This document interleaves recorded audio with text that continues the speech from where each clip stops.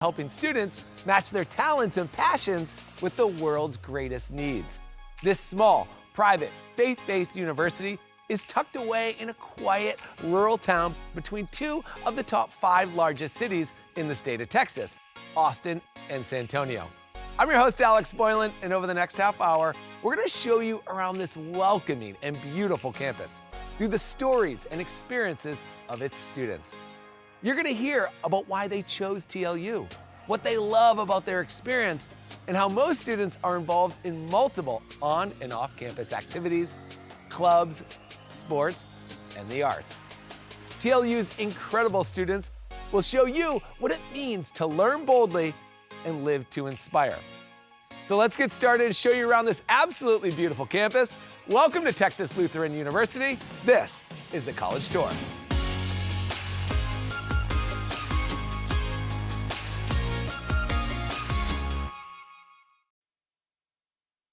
Texas Lutheran University, we believe a better world is possible, and it all starts with you.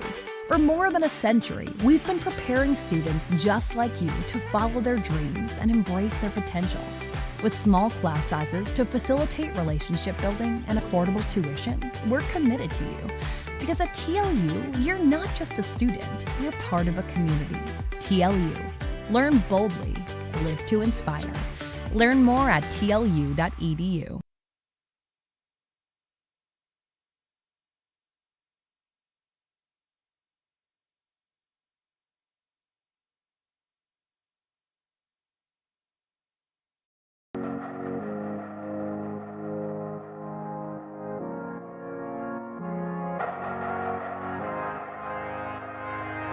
Welcome everyone to Texas Lutheran University, also known as TLU. TLU is known for its close-knit community, dedication to service learning, and commitment to helping students match their talents and passions with the world's greatest needs.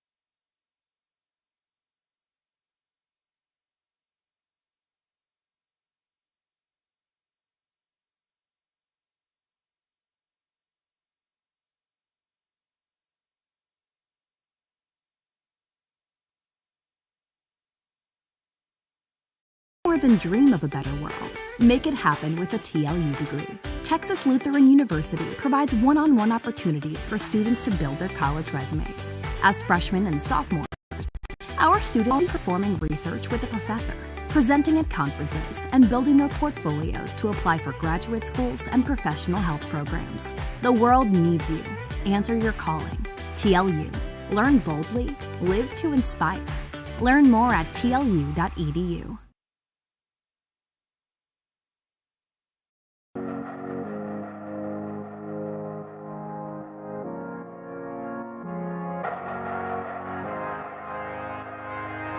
Welcome everyone to Texas Lutheran University, also known as TLU.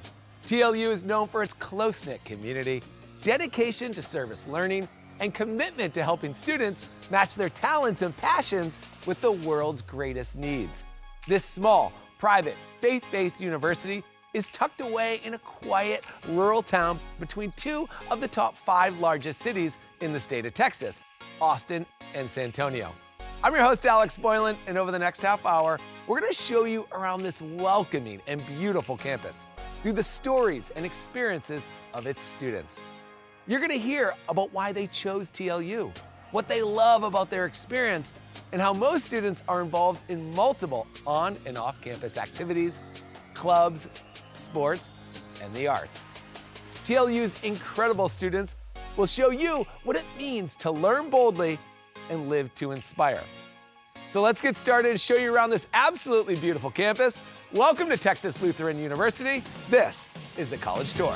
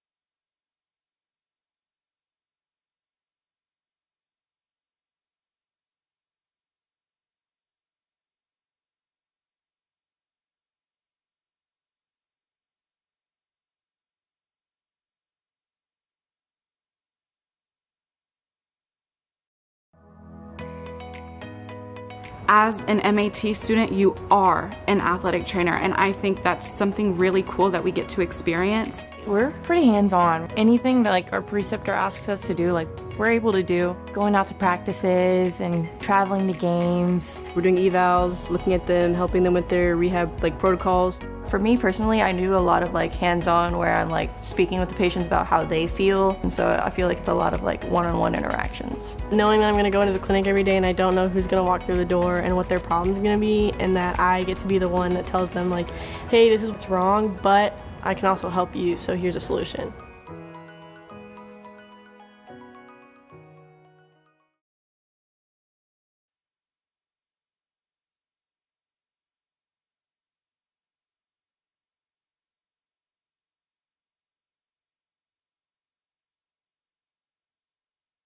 More than dream of a better world. Make it happen with a TLU degree. Texas Lutheran University provides one-on-one opportunities for students to build their college resumes. As freshmen and sophomores, our students are already performing research with a professor, presenting at conferences, and building their portfolios to apply for graduate schools and professional health programs. The world needs you. Answer your calling. TLU. Learn boldly. Live to inspire. Learn more at tlu.edu.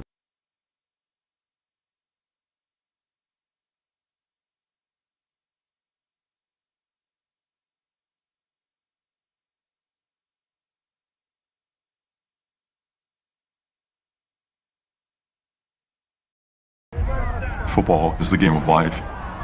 And it brings the community together. White, black, boys, girls.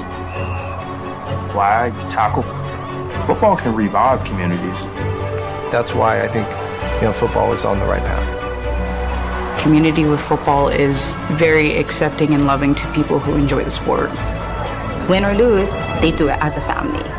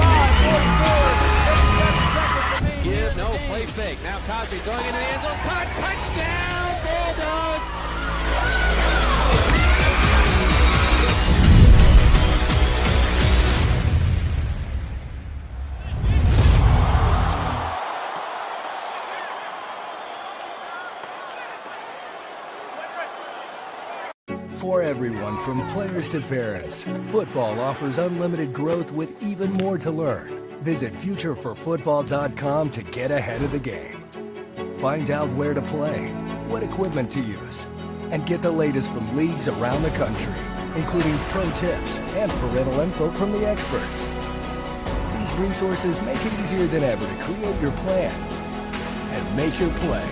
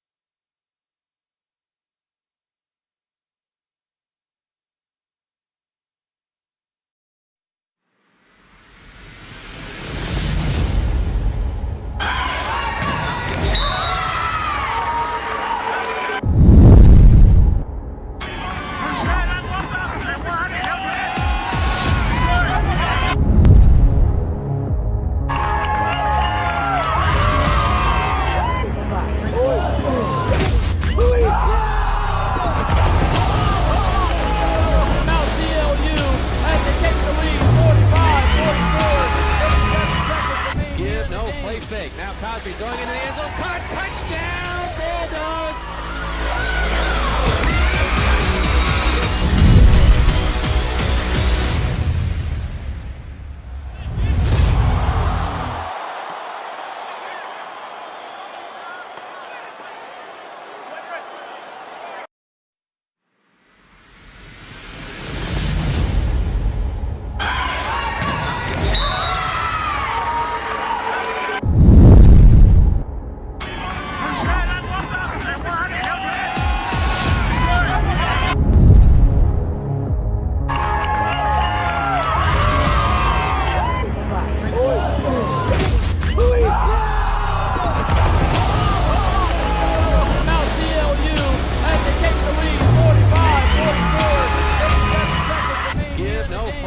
Now Cosby going into the end zone. Caught, touchdown, Bulldog!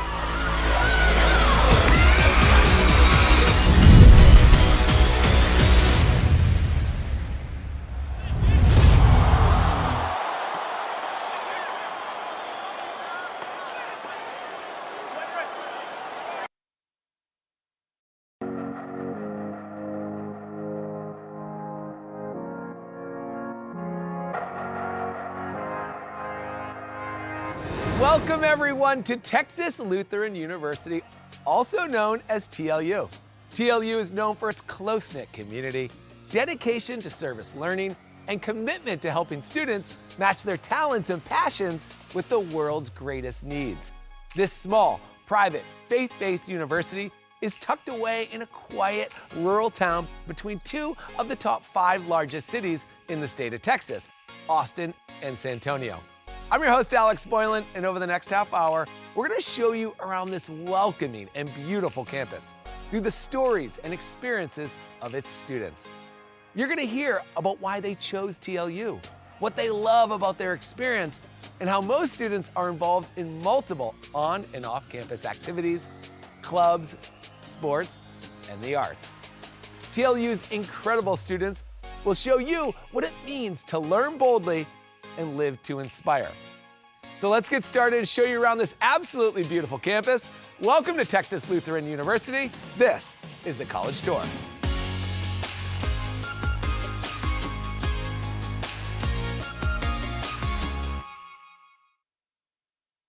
Texas Lutheran University, we believe a better world is possible, and it all starts with you.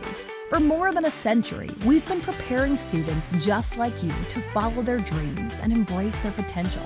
With small class sizes to facilitate relationship building and affordable tuition, we're committed to you.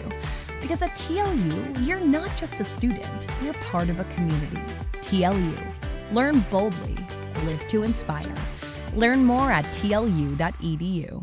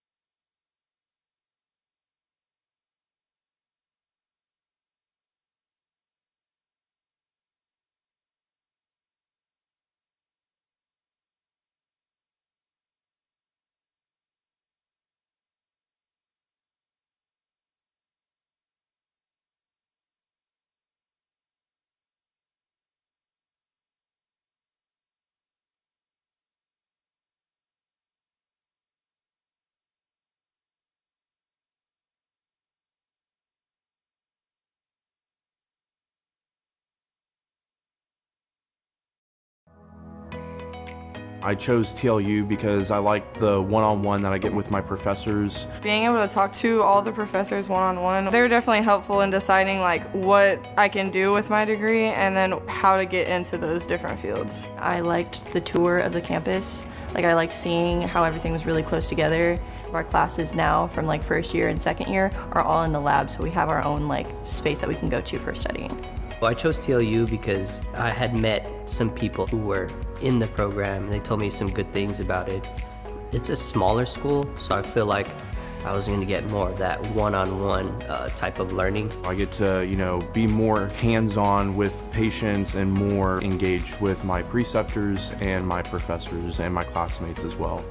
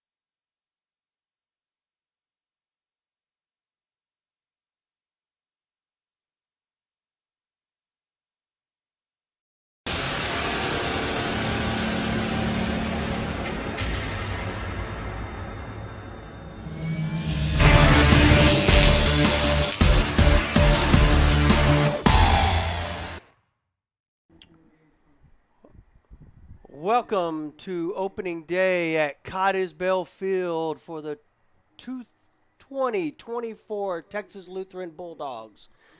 This will be the 75th anniversary season for Texas Lutheran baseball, and a lot of history has gone into this and on into this moment. So today we're going to see the Texas Lutheran Bulldogs take on the Sul Ross State Lobos. I'm going to go ahead and read those starting lineups for you, and then we'll pause for the playing of the national anthem. So, leading off for the Texas Lutheran Bulldogs will be the center fielder Asher Bunnell. Batting second, Eric Vasquez will be playing second base. Batting third, the first baseman Tyler Post. Batting fourth, the designated hitter for today is Adam Peavy. Batting fifth, the shortstop Chase Bourgeois. Batting sixth, the left fielder will be Hayden Kesselring. Batting seventh, the third baseman, R.J. Carrillo. Batting eighth, the right fielder will be Xavier Arias. And rounding out the lineup will be the catcher, Garrett Helpenstiel. On the mound for the Texas Lutheran Bulldogs will be junior number 28, Diego Vinton, making the opening day start. So Vinton and Helpenstiel will be your battery for today. Let's look at the Sul Ross State Lobos real quick while we see on the field. We have the home plate meetings just now taking place. If you're joining, wondering what happened, we had a little bit of a lightning delay, so now we're looking at a little bit of a delay in our start, but it looks like we're going to get underway here in a couple of minutes. So let me read you real quick the starting lineup for the Sul Ross State Lobos. Leading off will be the second baseman. And it's Rogers. It is Brock Rogers. Batting second, the designated hitter, Primo Vasquez. Batting third will be the right fielder, Aaron Morales. Batting fourth, the first baseman, is Carson Thor. Batting fifth for the Lobos is the center fielder, Alvaro Hernandez. Batting sixth will be the left fielder, Sterling Inman. Batting seventh will be the catcher, Peyton Kennard. Batting eighth is the third baseman, Orlando Moreno. And rounding out the lineup will be the shortstop, Estevan Ortiz, hitting in the 9-hole. On the mound for the Lobos will be left-handed pitcher, sophomore Gage Cobb, number 34. So we're going to pause real quick before we start this game. We're happy to have you and all the parents and family that could not make it out. Thanks for joining us on the broadcast today. If you did tune in for a professional broadcast, you're probably not going to get that because that's not my gig. But we're going to do the best we can to fill you in, have a little fun, watch some baseball, maybe give you some insight into what's going on. So we'll pause till the national anthem. We'll be back for first pitch here in about 5 minutes.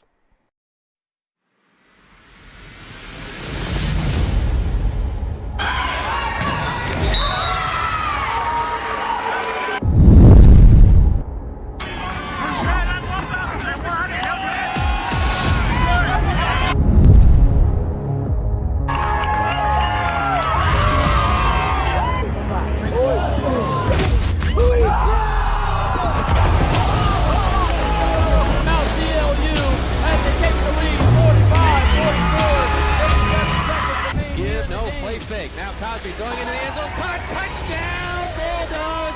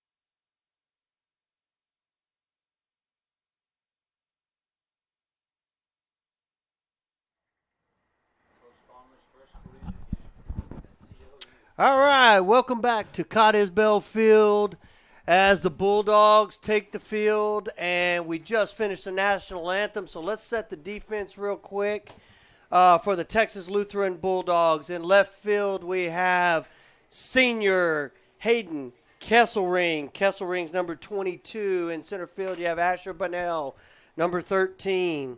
In right field, number 42 is Xavier Arias.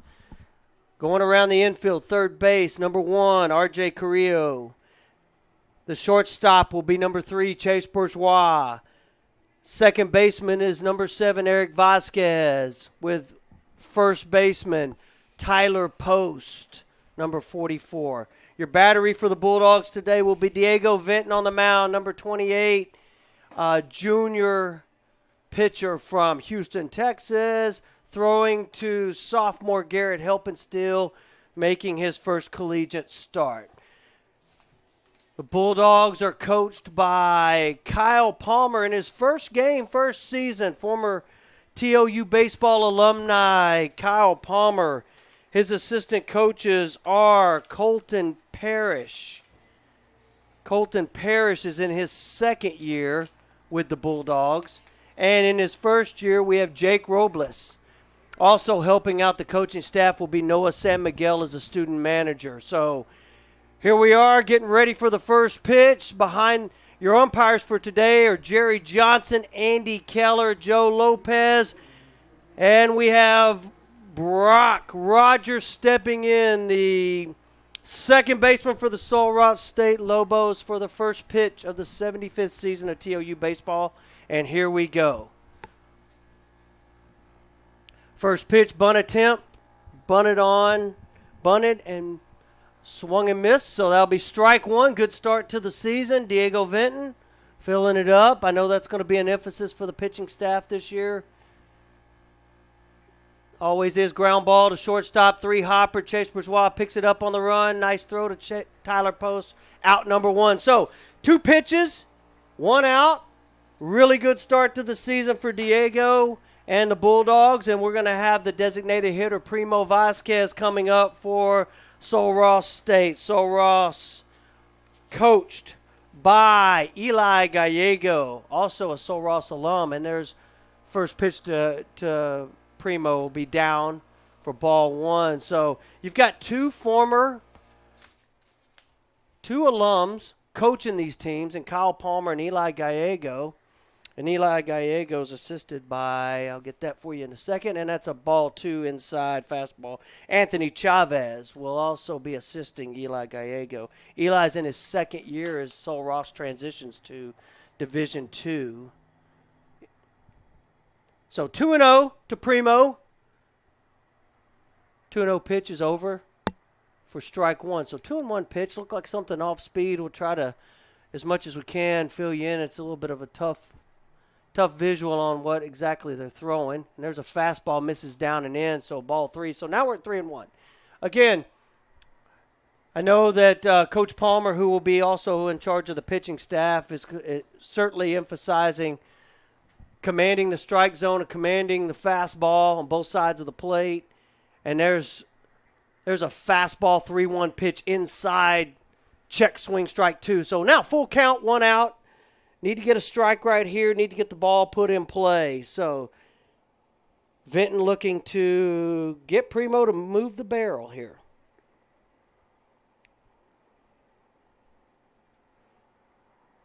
Three-two pitches swung on. Ground ball to shortstop. Bourgeois up with it. Nice throw to Tyler Post at first base. Out number 2. So 2 batters, 2 ground balls, 2 assists by Chase Bourgeois, the sophomore shortstop, and we'll have the 3-hole hitter, left-handed hitter, by the way, Aaron Morales. Morales last season hit .331 for the Lobos. And first pitch is down and away for ball 1. So Morales was a .331 hitter for the Lobos last season. Left-handed hitter steps back in, 1-0 pitch. And that ball's cued off foul. Looks like got in on his hands a little bit. 1-1 count. So Vinton 2 hitters, 2 outs. Certainly a great start to this inning. Looked like a slider down on that pitch. So we'll be sitting at a 2-1 count, just below the strike zone. So we'll be looking to move the barrel here. So Vinton will get back in that strike zone here.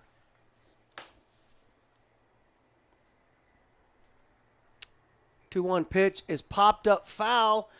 I don't know if Carrillo's going to have, if he's going to have room. As he get there and he makes the catch, that's a spectacular catch. On the tarp. Runs into the tarp but hangs on to it. It's a great start for Diego Vinton. 3 up, 3 down. With a spectacular catch by R.J. Carrillo on a foul pop-up down the left field line, and he crashes into the tarp. So that'll be 3 up, 3 down, and so we'll see the Bulldogs come to the plate. We'll go through the batting lineup just real quick for the Bulldogs. Leading off will be the center fielder, number 8, Asher Bunnell. Batting second will be senior Eric Vasquez, the second baseman. Batting third, the first baseman, Tyler Post. So 3 fifth-year seniors starting off the lineup for the Bulldogs. Batting fourth, sophomore DH Adam Peavy. Batting fifth, sophomore shortstop Chase Bourgeois. Batting sixth, the left fielder Hayden Kesselring. Batting seventh, R.J. Carrillo, the third baseman, just made a spectacular play. Batting eighth, the right fielder Xavier Arias. And batting ninth will be Garrett Hilpenstiel. They'll be facing a lineup for Sol Ross, defensive lineup that looks like this. We'll start in left field. We have number 8, Sterling Inman, be your left fielder. The center fielder will be Alvaro Hernandez. Right fielder is Aaron Morales. Going around the infield, you'll have Orlando Moreno as your third baseman. Estevan Ortiz is your shortstop. Your second baseman is your leadoff hitter, Brock Rogers. And your first baseman is Carson Thor. On the mound for the Lobos will be Gage Cobb, the left-hander. Again, sophomore left-hander for the Lobos.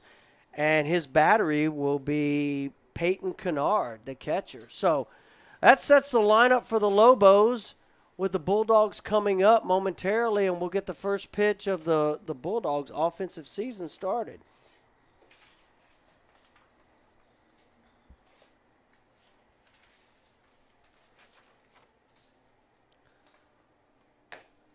So Asher Bunnell has taken his place in the batter's box. Asher was a fifth-year senior, hit .357 on the season last year. Had 3 extra base hits, a double, triple, and a home run, and was able to swipe 12 bases because Asher runs like his hair's on fire. So hopefully we'll get the chance to see that in just a moment. So here we go, first pitch of the Bulldogs' offensive season, bottom half of the first, and Asher takes a ball down and out from the left-hander Cobb. Like I said, Asher's a fifth-year senior. Will be graduating here in May. And there's a ground ball to the second baseman, Brock Rogers, who's up with it. Nice, easy throw, but you better get rid of that thing because Asher can run. So Asher put a little pressure on him, but nonetheless a routine play. Good start for the Lobos. Coming to the plate now will be the second baseman, number 7, Eric Vasquez. Eric Vasquez, also a fifth-year senior. Vasquez on the season last year hit .333 with 7 doubles and a triple. Did not have a home run, but played really good second base. And first pitch from the left-hander is away. Fastball up and away.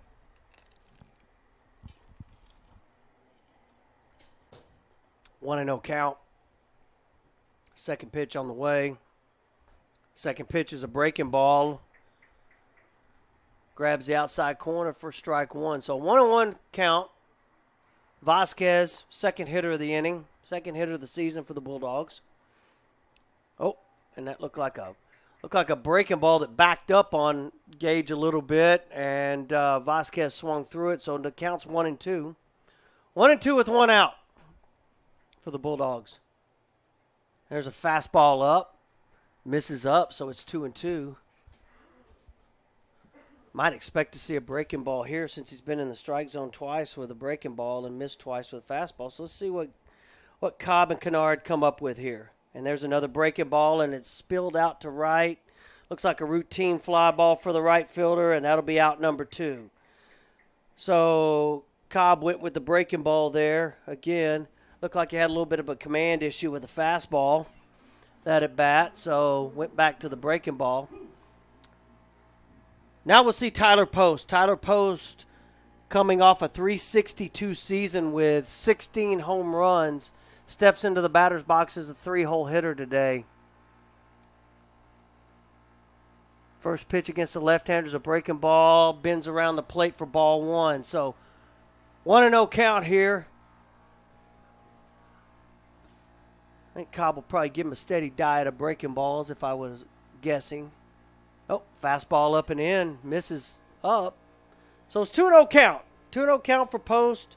He'll be looking for something he can handle. Might be sitting something off speed if he's watched the first 2 hitters. That's probably why he took that pitch. Good take. Good pitch by Cobb to paint the outside corner with a fastball. 2-1 count. 2-1, 2 outs. Bulldogs up to the plate. Breaking ball swung off the fist. And the second baseman fell down. It is slippery out there. I will say this. We did have a light shower and some drizzle all day long, so you're going to see some issues maybe with footing, especially on the grass. It's liable to be a little slick, and it looked there as if Brock Rogers happened to slip a little bit trying to get to his backhand side, and that'll go as an error, and he threw the ball away into the dugout. So good scoring chance. Designated hitter Adam Peavy up, the cleanup hitter. 2 outs, runner at second base, Tyler Post. First pitch from Cobb is a breaking ball, misses away.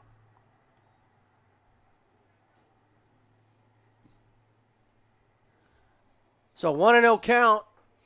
Peavy looking for something he can handle. Need 2 out knocks right here. Score some runs.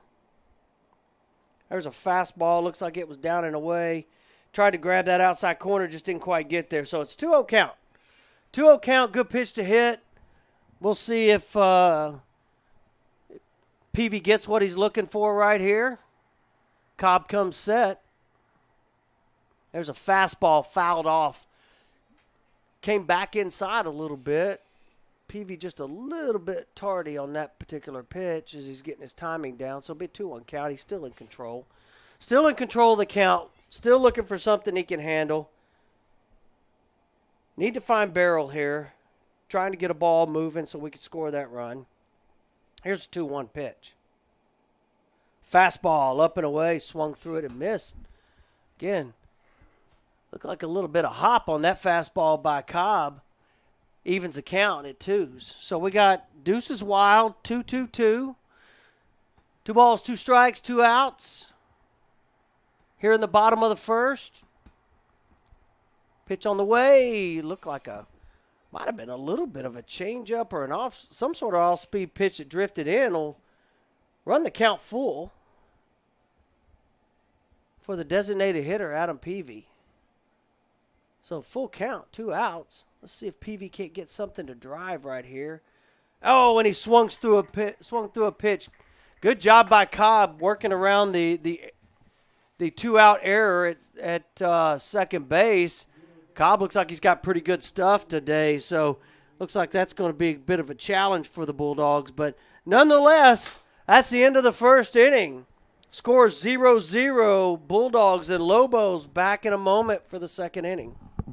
More than dream of a better world. Make it happen with a TLU degree. Texas Lutheran University provides one-on-one opportunities for students to build their college resumes. As freshmen and sophomores, our students are already performing research with a professor, presenting at conferences, and building their portfolios to apply for graduate schools and professional health programs. The world needs you. Answer your calling. TLU. Learn boldly. Live to inspire. Learn more at tlu.edu.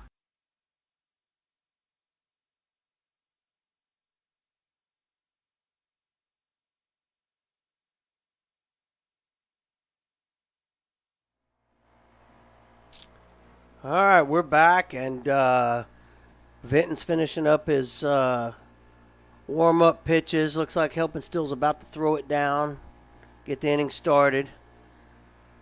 Again, we're here at Cottisbell Field for the start of the 75th season of Texas Lutheran baseball.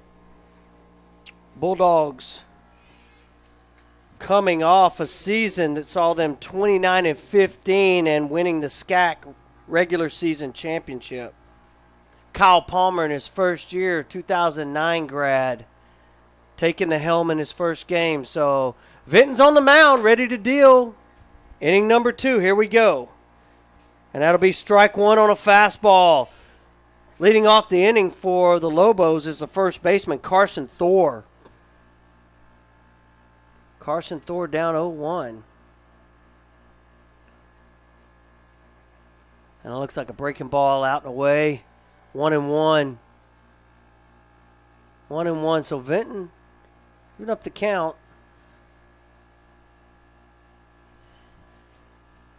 1-1 pitch on the way. Nobody down. And that ball stroked down the line. Looked like some kind of a breaking ball maybe that got in, and it bounces away from Kesselring. It's going to be 2, but he secures it. It's in left field, so it's going to shut the runner down. But there we go. Leadoff double. Starts the top of the second for the Lobos. Beats the third baseman down the line. And the Lobos are in business to start the second inning. Thor swinging the hammer against Diego Vinton. So,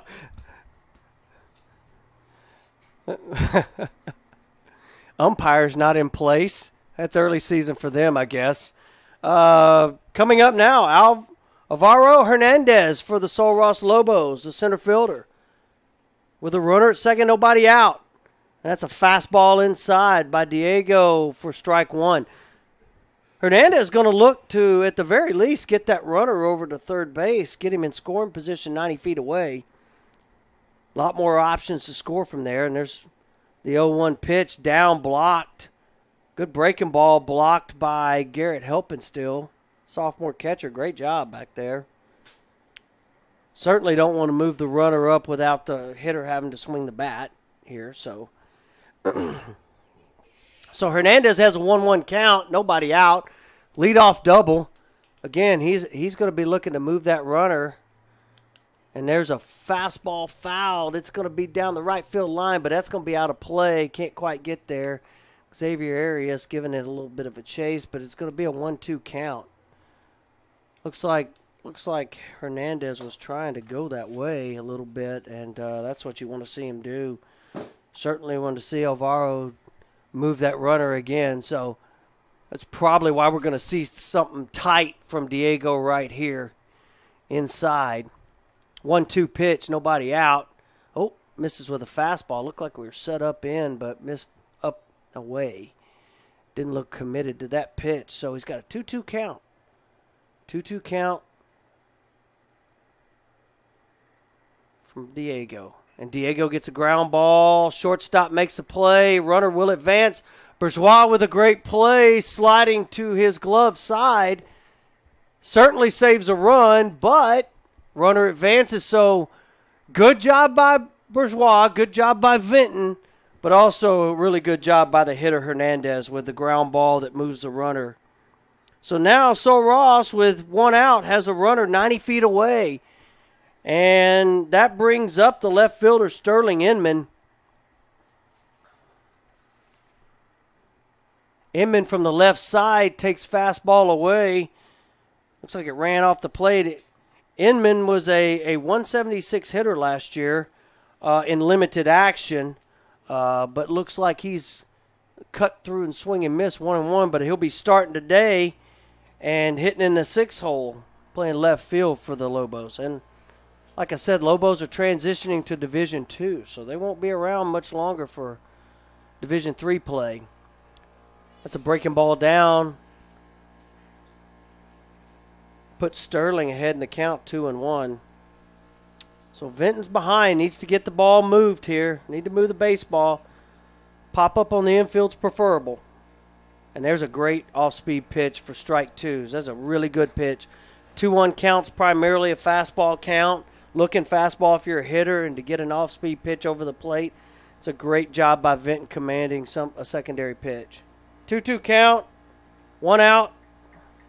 Here's pitch. Misses with a fastball away. Full count. Wouldn't be the worst thing in the world if he walked him right here, because he set up the double play. Certainly I wouldn't care for a walk, but I certainly don't want to give in here. Looks like Vinton might be going inside with a pitch, so we'll see. And that's a, again, early season for the officiating crew as they get reset. Vinton misses off the edge. Again, good pitch. Doesn't need to give in there because now you have a double play set up, but Inman with a good at bat ends up at first base. So now we have runner at first and third with 1 out. He'll be looking for a ground ball in the middle somewhere. Catcher Peyton Kennard up to the plate, swings and misses, look like a breaking ball, 0-1. So Kennard, he's trying to move the baseball in a manner that scores that run at third and stays out of the double play. So he'll be looking to elevate the baseball a little bit here. 0-1 pitch. Misses off the edge, 1-1. Vinton trying to get the hitter to get on top of the baseball, roll over something, turn the double play, get out of the inning unscathed. So we have 1-1 count, 1 out. Runners at first and third for the Lobos. Vinton picks off at first. Give him a little look. Make sure we don't have any movement behind him.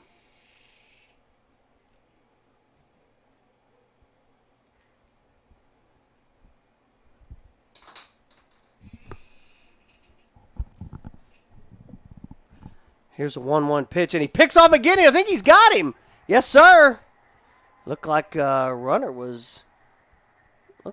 might have been going somewhere. Maybe they had a little bit of a run and hit and run, something to stay out of a double play. Not a bad idea by the Lobos, but you certainly as a runner don't want to get picked off here. And Vinton was able to pick him off. Now he has a 1-1 count with 2 outs. Wants to go after this hitter. And there's a fastball fouled straight back. Good fastball. So pickoff was big.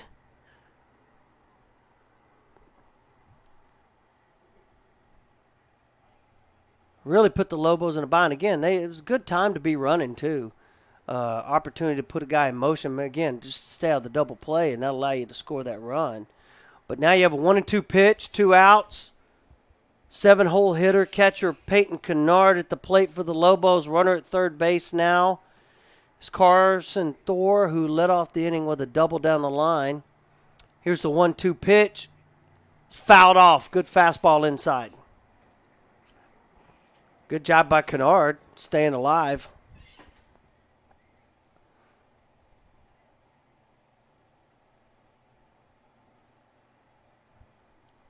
One-two count. Again, 2 outs.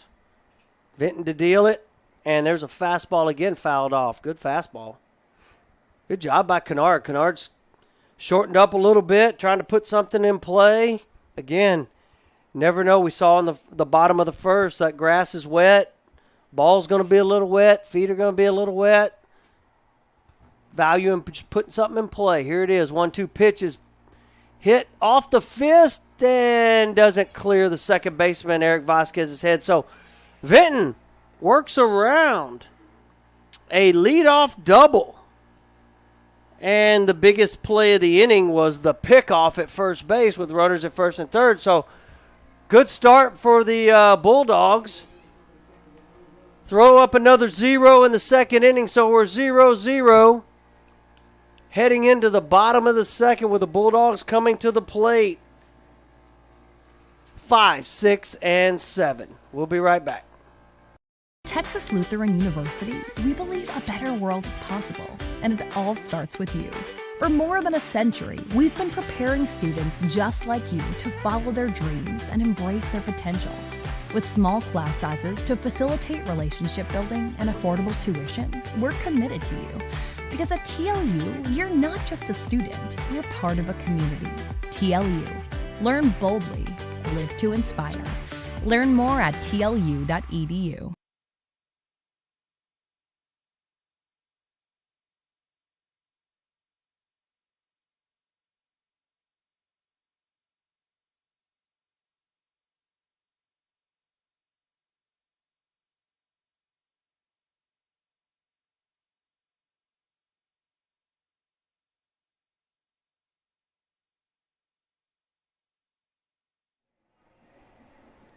All right, we're back here at Cottisbell Field, about to start the bottom of the second inning.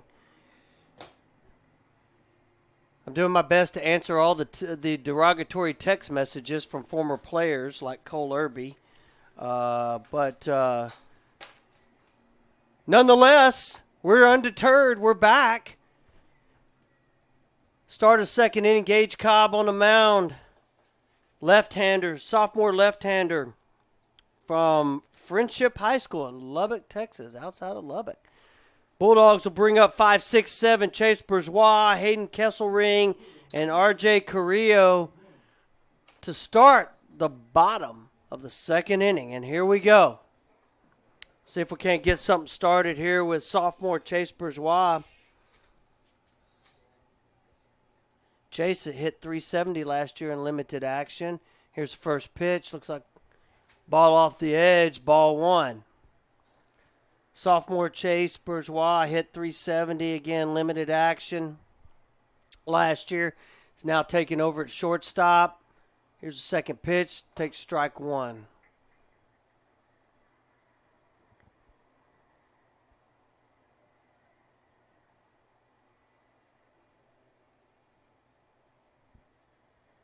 And there's ball two, fastball, looks like up and away. So Bourgeois in control of the count here at 2-1. Nobody out. Lead off the second.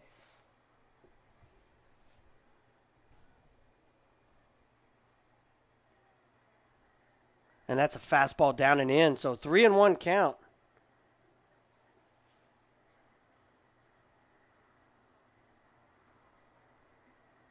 Three and one count right here to leadoff hitter Chase Bourgeois.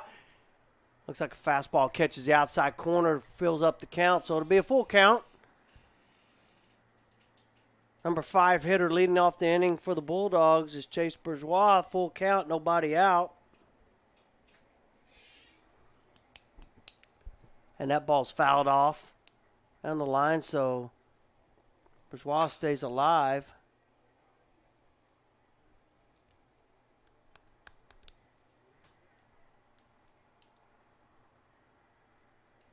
We're back to it, full count, nobody out.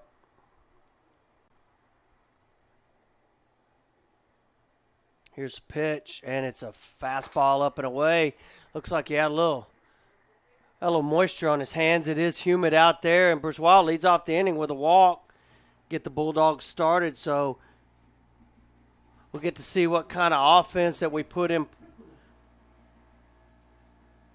We'll put into play that Coach Palmer will utilize this season. Maybe we'll see a little something here. We'll see if they'll go small or.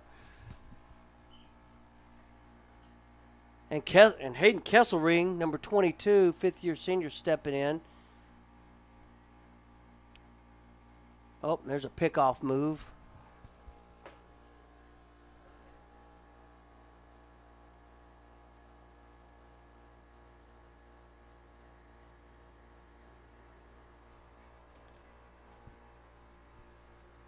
And here's the pitch, and Kesselring pops it up. Is that going to get out of play? It looks like it is. Don't get out of play. Got in on him a little bit here, so back to it. Sorry for being a little distracted, having to deal with some things at the workplace on the text message. So Riley Bax checking in, though, former left-handed pitcher for the Bulldogs, checking in on the text message. So we're back to it, 0-1 count. Hayden Kesselring at the plate. Chase Bourgeois on first. Nobody out. 0-1 count. Here's a pitch. That's a breaking ball. Good breaking ball in. Lands it. Strike two. So Kesselring down 0-2. Kesselring down 0-2 looking to move a baseball, advance the runner here. Bourgeois gets his lead, and he's back on that move. Probably not going anywhere on an 0-2 pitch. It's too easy to pitch out on an 0-2 pitch, so probably not going to be going anywhere on this pitch. And here's the pitch, 0-2, and that ball's hit off the end, but hit well on a line, and Kesselring lines out. It's a good piece. Maybe didn't quite catch the barrel, but it's a good piece of hitting. Went with the pitch. I'm thinking that Gage probably got a little bit too much of the plate, more than he wanted there. Kesselring, a good job, lined out to right field. So we're down. We got one out here. Chase Bourgeois at first base. We have junior third baseman R.J. Carrillo up, and I don't know what's going on now. Looks like, got a little bit of mud in the spikes. So we did get a little bit of a shower with the lightning delay, but not a whole lot of rain. Just enough to make it a little bit slippery.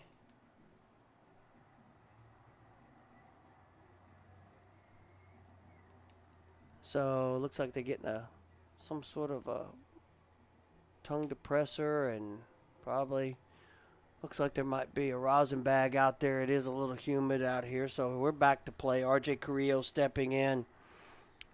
Junior from Alice, Texas, 250 hitter in limited action, playing third base today. Carrillo stepping in. There's a pickoff to first base. Cobb is certainly smart to keep Bourgeois close. He can run a little bit. Might be looking to move here. Carrillo set. Cobb deals. Looks like a breaking ball. Lands it for a strike. So strike one on pitch number 1. 0-1. Need to get a baseball moved. Need to move one.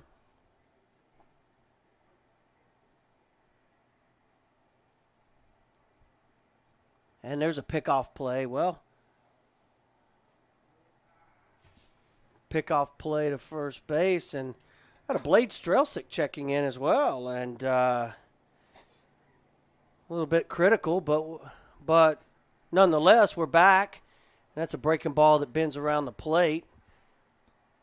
Blade, guess he doesn't like my voice, about like his racquetball game, so. Got a 1-1 count. R.J. Carrillo up at the plate. Chase Bourgeois, first base, bottom of the second. Here's the pitch, and Carrillo's just a little bit late on that one. Fouls it off. We're at a 1-2 count. No score. No score in the top of the bottom of the second between the Bulldogs and the Lobos. Lobos had a great scoring chance in the top half. And here's the pitch, and swung and missed. Good job by Cobb, man. He came in there and buried that fastball in the corner for the second out.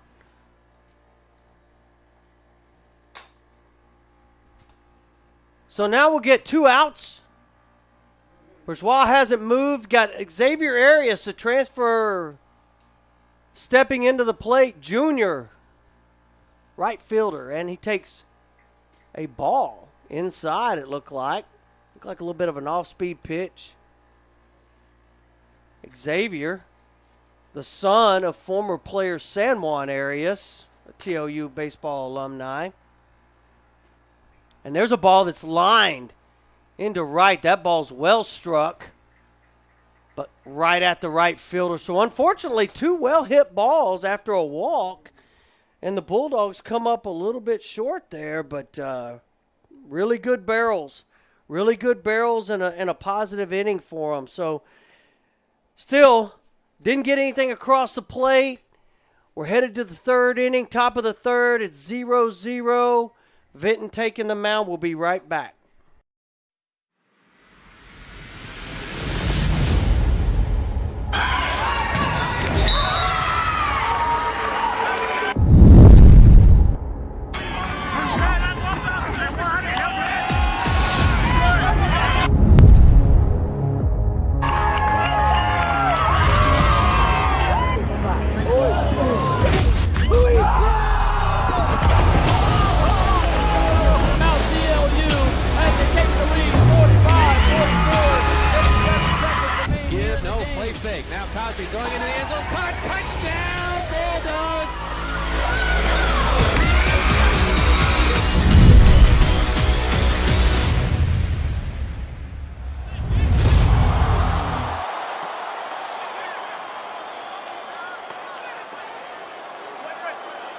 Bulldogs tied at 0. And we're headed to the top of the third inning. Let me catch up on my scorecard. And we'll see the 8-9-1 hitters for the Lobos. Orlando Moreno, the third baseman, leading off against Diego Vinton. Both pitchers have been effective thus far through 2 innings. Vinton taking the mound for his third, and here's the pitch. Good fastball, swung on and missed by Moreno. Vinton showing a little bit of life in the fastball today. It's the 0-1 pitch. Fastball up and in.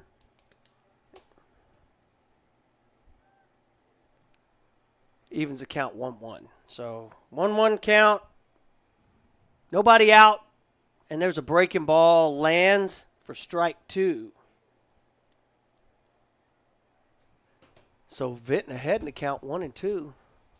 See if he can land this, finish this at bat right here. And there's a fastball, misses up and away. 2-2 pitch. Be a 2-2 pitch upcoming. Missed on the 1-2 pitch, just a little bit up and away. So here's a 2-2 pitch.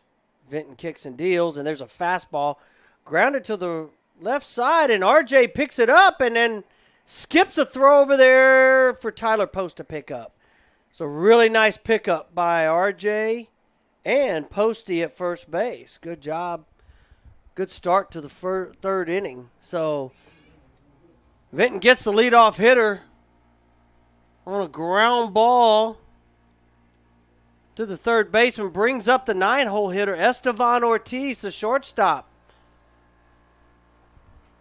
Estevan Ortiz, 9-hole. And Vinton starts him off with a fastball away, strike 1. So Vinton working ahead on his first 2 hitters.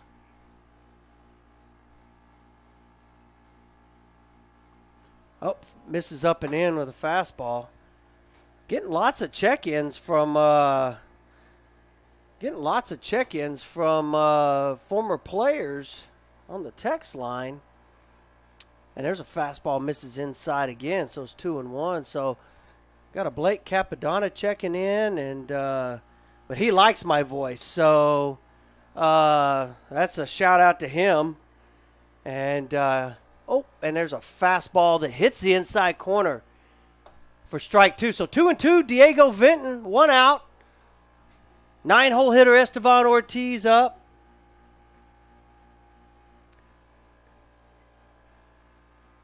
Two count, 1 out, and here's a pitch, and he just misses off the edge. Good pitch by Vinton, but a better take by Ortiz. So here we are, 3-2 count, 1 out, 9-hole hitter up. Here's the pitch. Great job fouling that off. Looked like a good pitch, and by Diego, and Ortiz did a great job staying alive. He's trying to stay alive, get on base. Top of the lineup's coming up. Top of the third inning, excuse me. And here's the pitch, fastball in. Looks like it's off the fist, so it's not going to have much on it. Left fielder calls him off. That's Kesselring, and that'll be out number 2. Out number 2, 3-2 pitch. Got in on him a little bit. Good job by Vinton to stay in the strike zone. Dr. Sally Cook checking in as well. And she's wondering if all these TLU baseball alums have jobs. That I can't answer. But here we are back at the field. You got leadoff hitter, 2 outs for the Lobos, and that starts off down 0-1. Diego Vinton staying ahead. He's worked ahead on all 3 hitters this inning thus far. Makes it a lot easier to pitch when you work ahead. And here's the 0-1 pitch. And there's a ground ball to shortstop. Bourgeois will set his feet, throw it across, out number 3. Good inning by Diego. So we got us a little bit of a pitcher's duel right here. Got us a pitcher's duel out here at Cod Isbell Field. Both pitchers doing a great job. Vinton 3 up, 3 down. And we'll be headed to the bottom of the third with the 9-1-2. Bottom portion of the lineup starting off. Hopefully get us a leadoff hitter for the top of the lineup. Heading into the bottom of the third. We'll be back in just a moment. Texas Lutheran University, we believe a better world is possible. and it all starts with you. For more than a century, we've been preparing students just like you to follow their dreams and embrace their potential. With small class sizes to facilitate relationship building and affordable tuition, we're committed to you. Because at TLU, you're not just a student, you're part of a community. TLU. Learn boldly, live to inspire. Learn more at tlu.edu.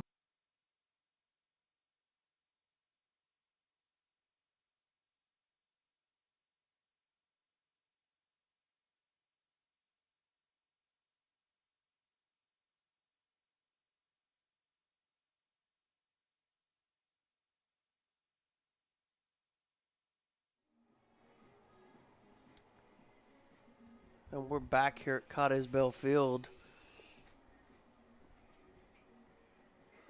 Gage Cobb on the mound for the Lobos, finishing up his warm-up tosses. Kennard throws it down from his knees. A strike. Second base, that's always fun to watch. Bottom part of the lineup coming up for the Bulldogs, 9-1-2. Garrett Helpin still, the sophomore catcher, making his first start. Be leading off the bottom of the third for the Texas Lutheran Bulldogs against Gage Cobb for the Sul Ross Lobos. Pitch number one is swung on and missed. Good fastball. Cobb's got a live fastball today. Don't have a radar gun up here, but it's got a little bit of a hop on it. 0-1 pitch. Here it is, and there's another fastball skied in the infield. Looks like second baseman's going to camp under it. Brock Rogers for out number one. So Cobb attacking the 9-hole hitter, getting a pop-up to start the inning. We're back to the top of the lineup with Asher Bunnell. Asher 0 for 1 with a ground out to the second baseman. Here's the first pitch to him. It's a fastball on the corner. Little surprise. A little bit of left-hand arm side run there. Thought it might have got off the plate, but I guess not. 0-1. That's why I'm up here. And there's 0-2, and that ball's hit into right field. Is it going to get over his head? No.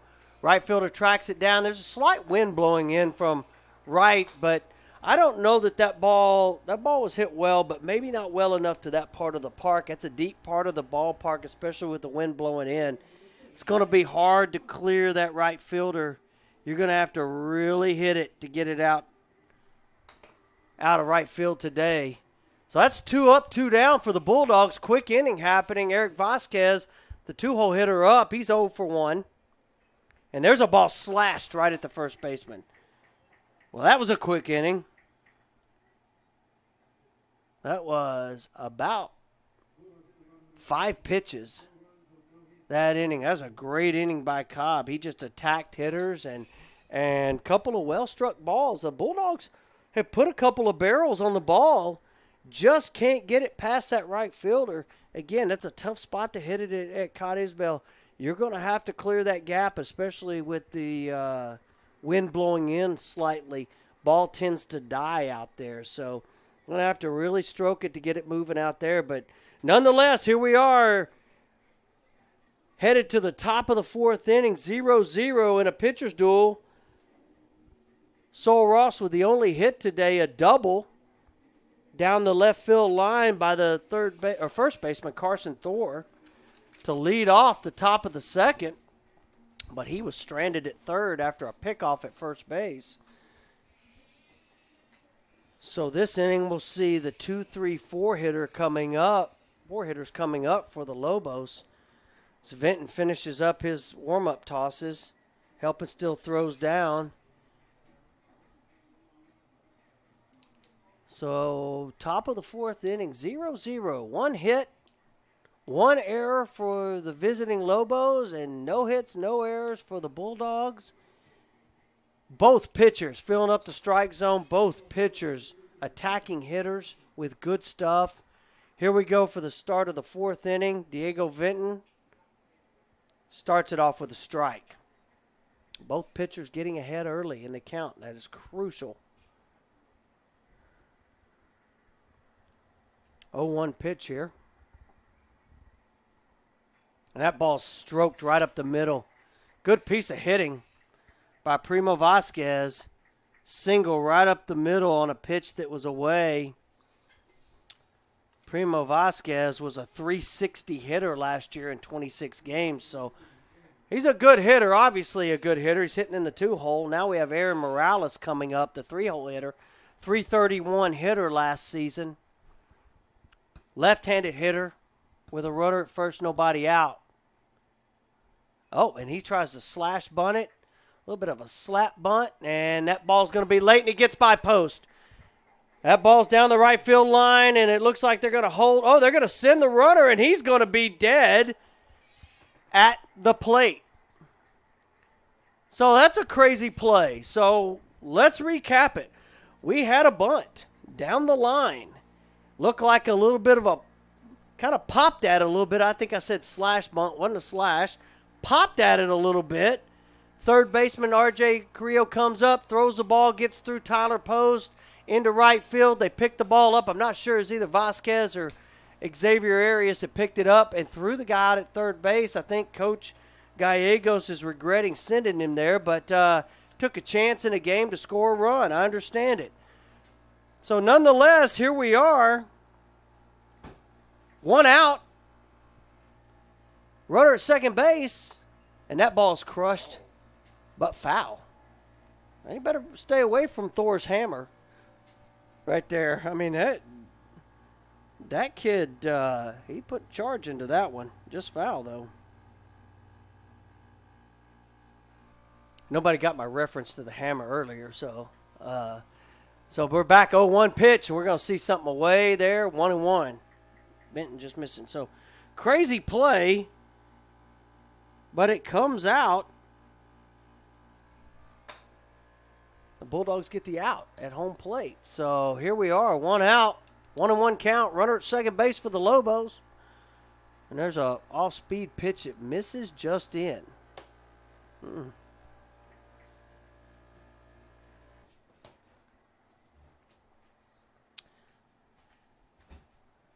So 2-1 count.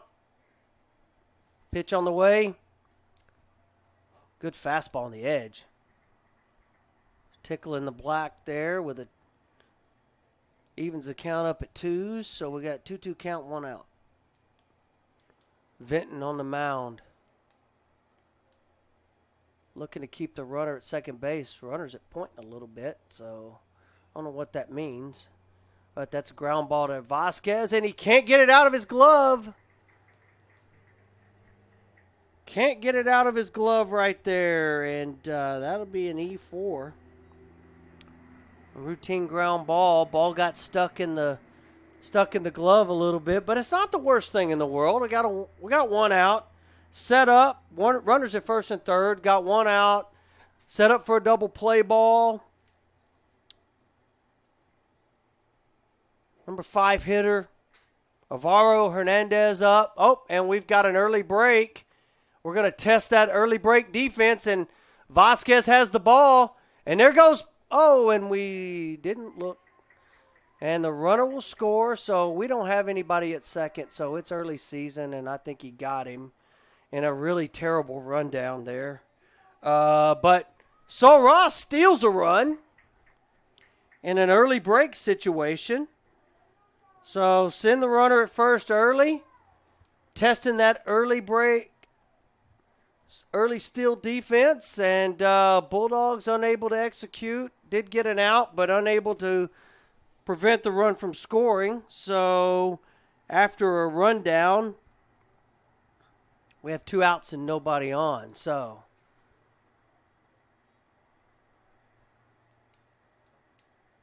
rough inning for the Bulldogs. Got the fortunate peg to home plate to get 1 out on a ball thrown away on a bunt attempt. Then had the ball stick in Vasquez's glove, prevented him from getting the out there, and set up the early break at first base to score the run. So the Lobos stealing a run here.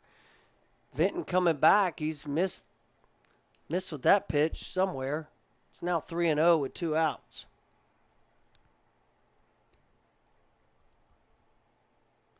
That's a fastball poured in for strike one. So those are things, those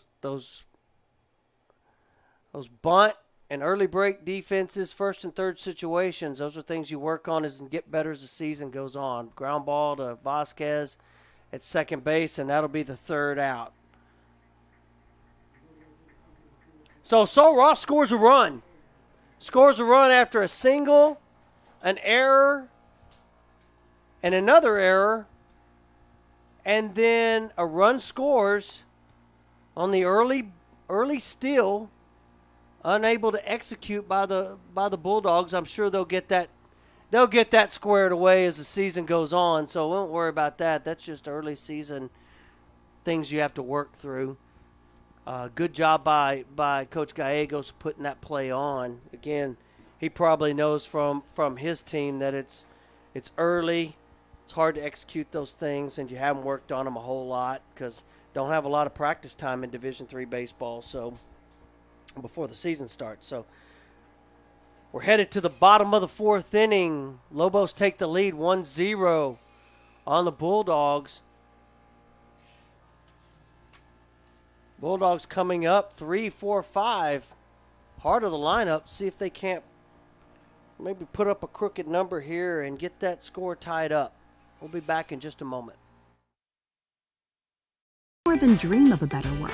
Make it happen with a TLU degree. Texas Lutheran University provides one-on-one opportunities for students to build their college resumes. As freshmen and sophomores, our students are already performing research with a professor, presenting at conferences, and building their portfolios to apply for graduate schools and professional health programs. And we've got the 3-hole hitter Tyler Post going to lead off the bottom of the 4th for the Bulldogs. Big left-handed hitting first baseman, 16 home runs last year, 75 RBIs. Looking to change the score right now with one swing of the bat. Here's the first pitch. Looked like something soft by Cobb for strike one. Good start. 0-1 pitch on the way. There's a breaking ball. Stays inside for ball one. So we got a 1-1 count, nobody out. Tyler Post leading off the bottom of the 4th, 1-0. Sol Ross ahead. There's a fastball. Looks like it got just a little bit in on his hands. Didn't quite get barreled to it. That'll be out number 1, fly ball to right field. Give it about 3 or 4 more weeks, and I think you'll see that ball will go a long way once the hitters catch up a little bit. So 1 out. 4-hole hitter Adam Peavy, the designated hitter, coming up. Peavy 0 for 1 with a strikeout. See if he can't barrel one up, get it turned the other way. Not into right field. Not much luck there today. There's a fastball inside for strike one. Good pitch by Cobb. Cobb, the sophomore left-hander, has thrown really, really well today thus far. And there's second pitch, fastball, a little bit up and in. Barrel not quite getting there. Fouled off down the right field line, out of play, so it'll be 0-2. Peavy looking to cover it up right here. Down 0-2. Like I said, Gage Cobb has been really impressive today. Came into the game with a 3-3 record from last year. 10 starts, he had a 4.96 ERA. He's a sophomore from Friendship, but he's looked really good. Here's the 0-2 pitch, and that ball's chopped on the ground to the shortstop. Shortstop up with it. Nice throw to first base. That'll be out number 2. So Peavy chops the ball to Estevan Ortiz, and Ortiz makes the play on the run. Bulldogs 2 outs, bottom of the 2nd. Chase Bourgeois looking to extend the inning. Try to get something moving right here.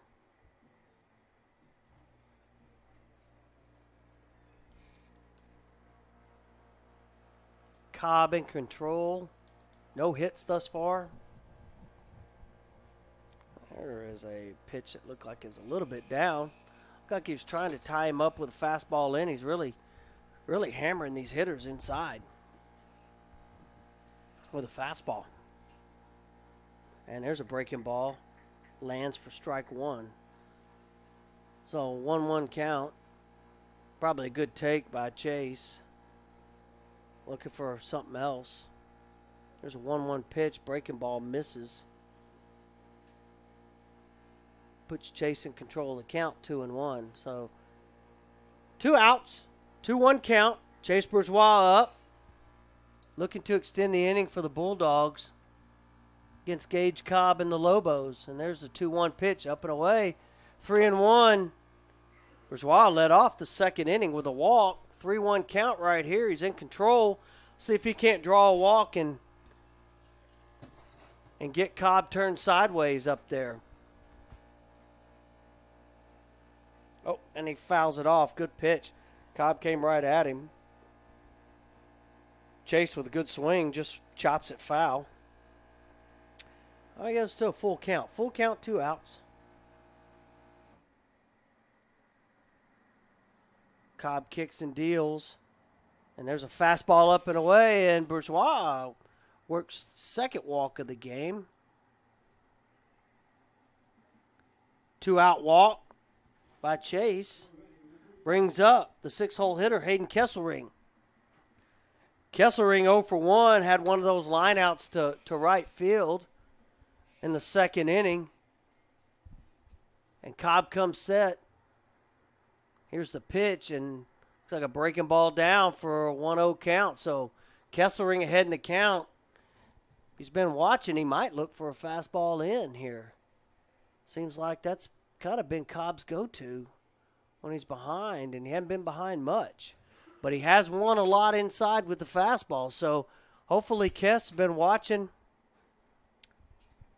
taking a look at what Cobb's been successful with, because he's been on the fist quite a bit, especially with the right-handed hitters. He's not afraid to go across arm side away here.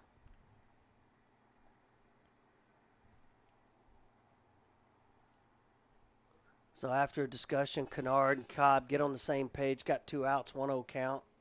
Let's see what pitch we go to. Let's see if Kesselring's ready. And here's the 1-0 pitch.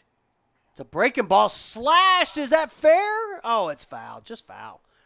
Hung a little breaking ball in there, and Kesselring strokes it down the line, but ends up lining it foul by about 2 or 3 feet. So good piece of hitting. Good job by Kess. 1-1 count. 2 outs. Bourgeois at first base. See if we don't get us a fastball here. There's another breaking ball. Hit on the ground to the shortstop, and they'll get the short out right there at second base. So Gage Cobb works around a 2-out walk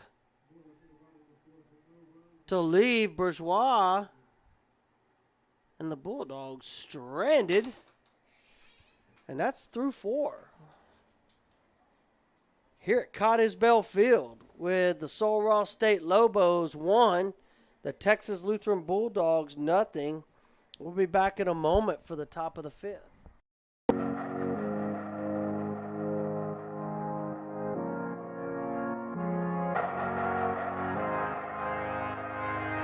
Welcome, everyone, to Texas Lutheran University, also known as TLU. TLU is known for its close-knit community, dedication to service learning, and commitment to helping students match their talents and passions with the world's greatest needs.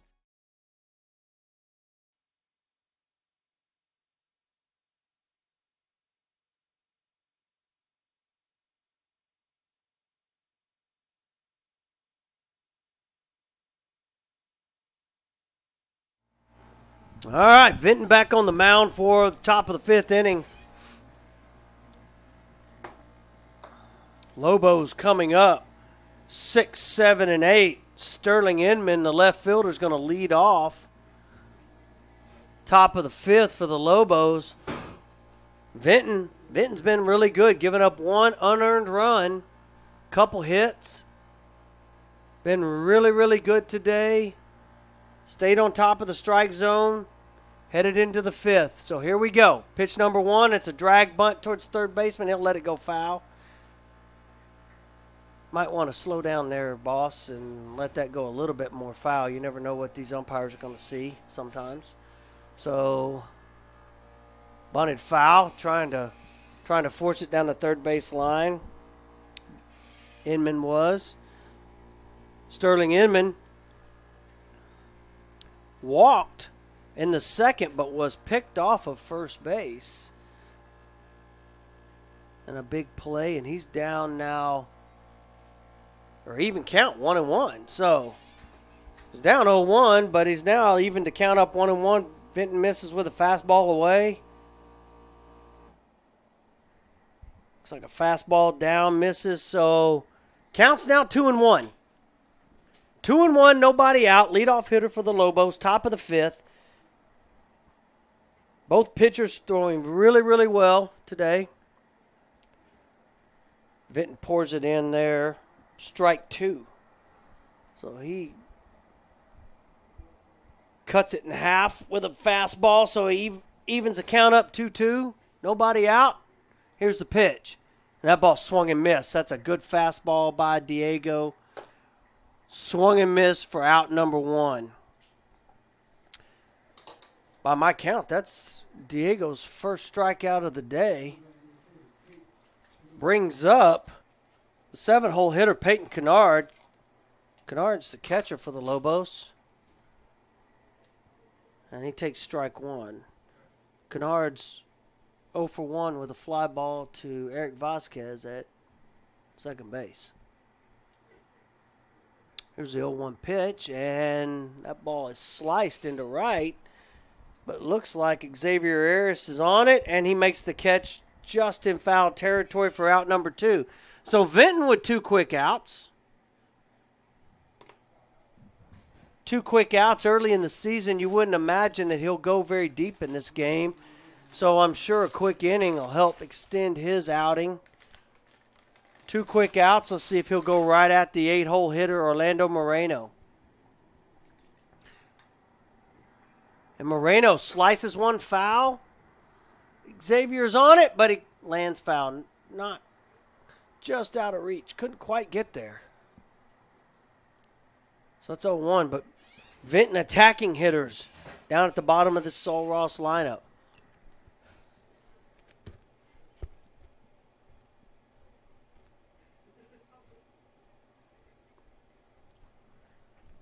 Oh, 1 count. Breaking ball down. Evens count 1-1. 2 outs. Here at Cadiz Belfield. Bulldogs down 1-0. 2 outs in the top of the 5th. Excuse me. And here's the pitch. Fastball in, just misses. Moves his feet.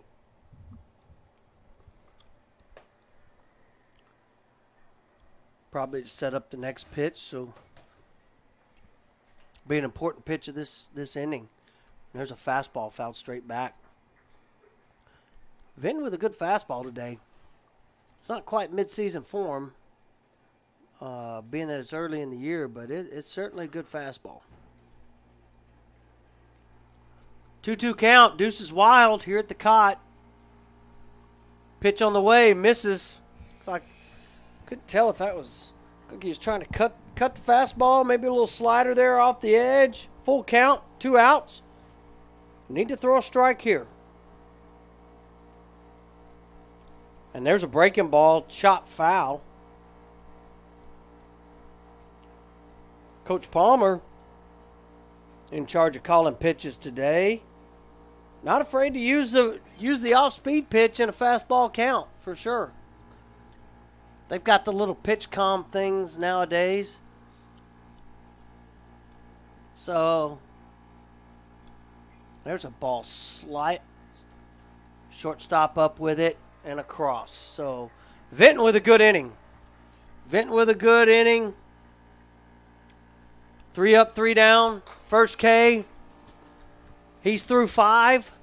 No earned runs. We've got a pitcher's duel at the cot, headed to the bottom of the 5th. Sul Ross State 1, Texas Lutheran Bulldogs nothing. We'll be right back.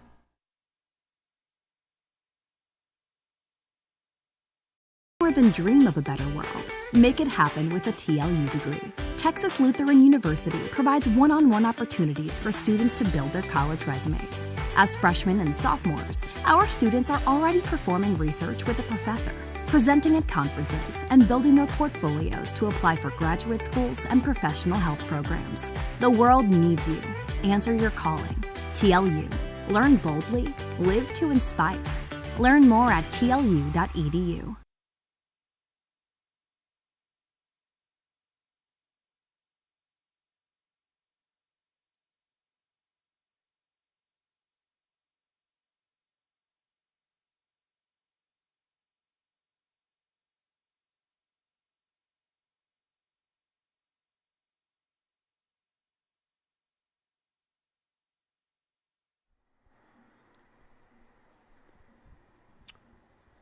And we're back here at Cottage Bell, and Cobb's finished his warm-up tosses. Kennard with a toss down to second base. Bottom of the lineup for the Bulldogs coming up. 7, 8, 9, R.J. Carrillo leading off against Gage Cobb. Gage through 4 has been really, really tough. Hasn't allowed a hit yet. Walked a couple, but has been able to work around those walks. And there's a breaking ball, misses away. Doesn't quite grab the corner on that one, so he's down 1-0. One of the keys to his success is he's been working ahead, Cobb has. And here's the 1-0 pitch, breaking ball, strike 1. So he bends in the breaking ball. 1-1 count.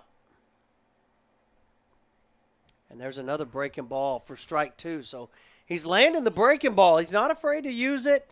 He's been really good with it, been really good with the fastball in. 1-2 count, Carrillo down. Here's the 1-2 pitch, is a fastball in, is popped back, foul. Carrillo doing a good job. RJ getting his barrel to it. Or at least some piece of the bat to it and fouling it off. So we're back at a 1-2 pitch. Not quite sure that was barrel, but here we go with the 1-2 pitch. And there's a fastball, misses in. Good take, but good pitch as well. That's good baseball right there. 1-2 fastball in off the plate, takes it, but it's a really good pitch. Sets up probably the all-speed away, and there it is. But he misses, so it's full count. Good take by RJ.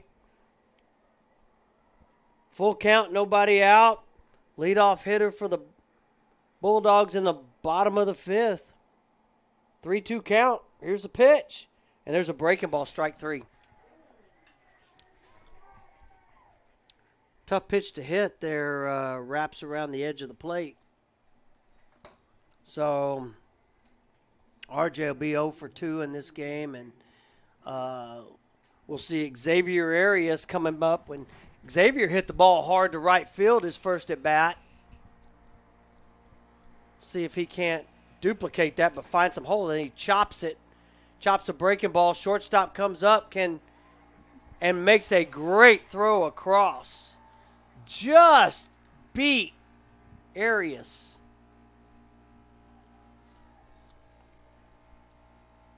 Seeing if we get any of. Let's see if we can get any. Well, we're going to set up. It's 2 outs. Garrett Helpin still up for his second at bat. He's 0 for 1. Here's a pitch. Breaking ball bends around the plate for ball 1. Helpin still making his first collegiate start. Sophomore catcher. Lutheran South Academy. And there is a ball hit hard, but that's going to be foul. So 1-1 count, even count, 2 outs. Again, Gage Cobb doing a great job. He is attacking hitters. He is not letting them up for air at all. And there's a off speed. Might have been a change for strike 2 down and away. So Helping still down 1-2, 2 outs. Bulldogs need to get something happening, but Cobb's not allowing that today. There's a, not sure if that was looked like maybe a breaking ball that didn't break. 2-2 evens the count. So we got Deuces Wild here at the cot. Bottom of the 5th, Helping still up. Here's 2-2 pitch, misses. Looked like it might have been a changeup. Not quite sure, or maybe a breaking ball again that didn't quite break, or maybe he's losing a little bit on his fastball. It is early in the season. We wouldn't expect these pitchers to go as long. And there's a breaking ball that misses up. So there's a 2-out walk. Maybe some life for the old Bulldogs here. 2-out walk by Helping still. Brings up the top of the lineup, Asher Bunnell. Asher's 0 for 2. Ground out to second and a fly ball to right. Fly ball's hit pretty well, but again, you're going to have to hit it really well into right to get it to move past the right fielder. That wind blowing in, crosswind blowing in. So we got 2 outs. Garrett Helping still at first base. Asher Bunnell up. Here's the pitch, and that ball's fisted to the second baseman, and that'll be out. Number 3, Brock Rogers picks it up, throws out Asher Bunnell for the 3rd out of the inning. So Bulldogs get a 2-out walk, but Gage Cobb works around it. And once again, the Bulldogs are headed to the 6th inning with Sol Ross leading by a count of 1-0. We'll be back in just a moment. I chose TLU because I like the one-on-one that I get with my professors. Being able to talk to all the professors one-on-one, they're definitely helpful in deciding like what I can do with my degree and then how to get into those different fields. I liked the tour of the campus. Like I liked seeing how everything was really close together. Our classes now from like first year and second year are all in the lab, so we have our own like space that we can go to for studying. Well, I chose TLU because I had met some people who were in the program. They told me some good things about it. It's a smaller school, so I feel like I was going to get more of that one-on-one type of learning. I get to, be more hands-on with patients and more engaged with my preceptors and my professors and my classmates as well.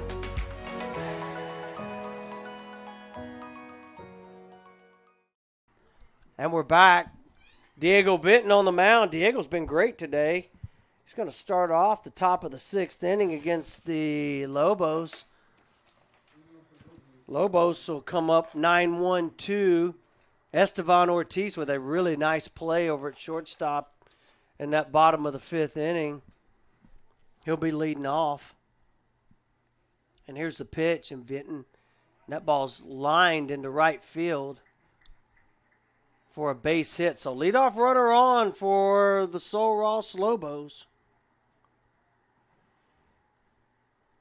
First pitch fastball hit into right. Now you got the top of the lineup. We'll see if Coach Gallegos maybe tries to play a little small ball here in the top of the lineup. So here he is. Rogers set, bunts it foul. So looks like Coach Gallegos is going to use the bunt in the small game. He's already scored his 1 run with early steal offense, first and third offense. Now it looks like he's got a leadoff hitter on with his leadoff hitter up. 0-1 count, but he tried to bunt him the first time. See what he does here. It looks like his hand might be creeping. Yep, and here's, right in his grill, and Vinton makes a catch. Is that going to be a double play? Yes, sir. All right. That's a great play. Diego Vinton. Popped up bunt, diving play from his knees. Oh, wait a minute. What are we doing here? Oh, I guess we're going to check. He was called out. What we got going here?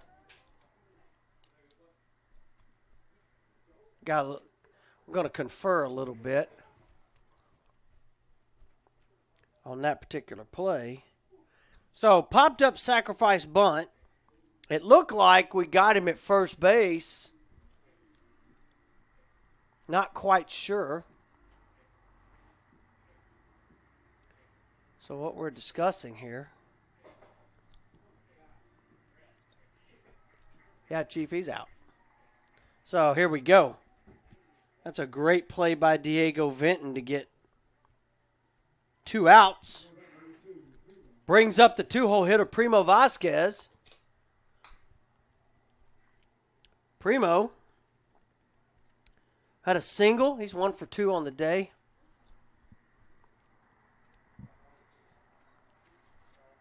Vinton kicks and deals, and the first pitch is a ball. Primo back, 360 hitter back from last year.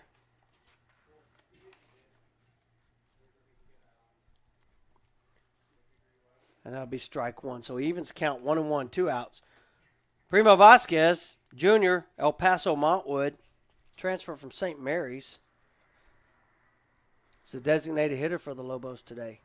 And there's the ball swung and fouled off back to the right side. Counts 1-2. So got 1-2 count. 2 outs. Nobody on after a great play by Diego Vinton. Vinton kicks and deals. 1-2 pitch on the way, and there it is. Strike 3. Yep. Great pitch. Grabs the outside corner. And Vinton's out of the inning. 3 up, 3 down. After a leadoff single, popped up sac bunt. Vinton makes a diving play. Throws behind the runner at first base. Gets the out. Then strikes out Vasquez to end the inning. We're headed to the bottom of the 6th. Sul Ross State Lobos 1. Texas Lutheran Bulldogs 0. Look.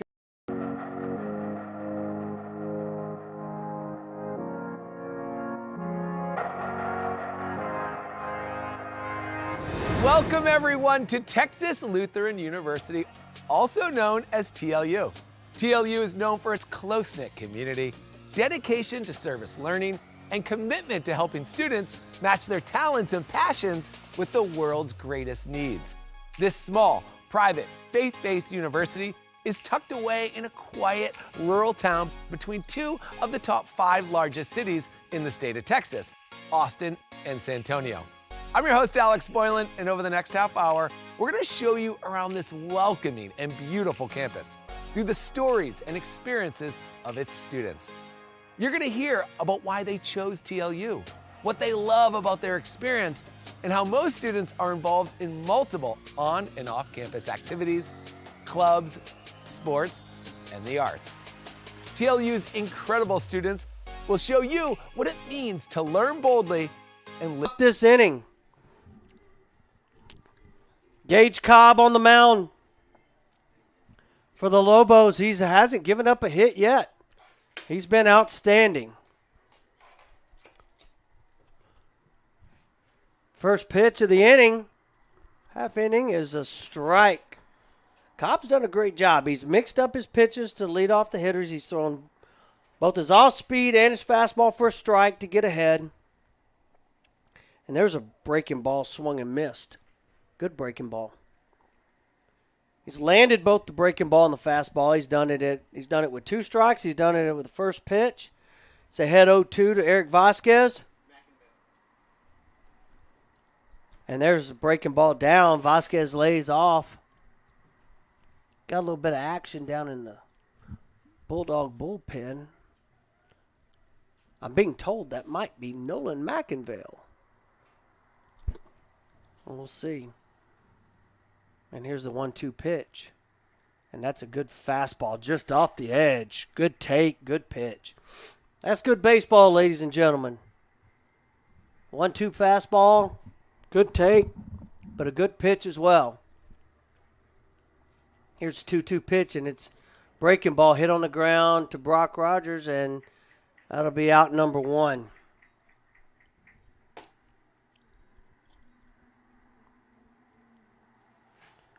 That'll bring up Tyler Post. Tyler Post 0 for 2 on the day.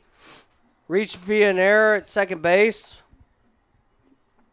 and also flew out to right.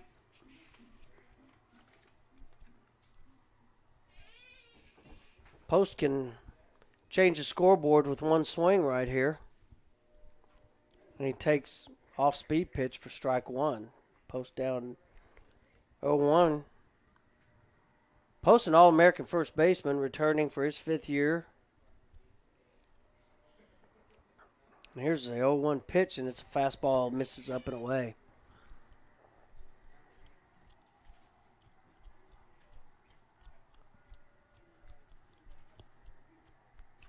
Here's the 1-1 pitch. And it misses away. Oh, so that's a 2-1 count.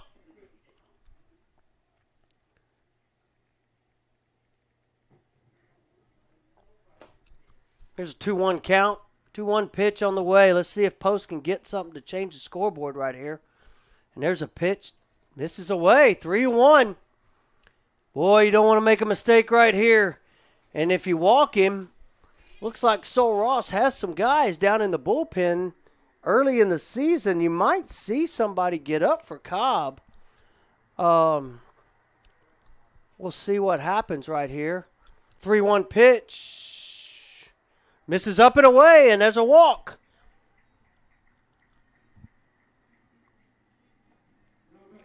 So we got a one-out walk here at the cot.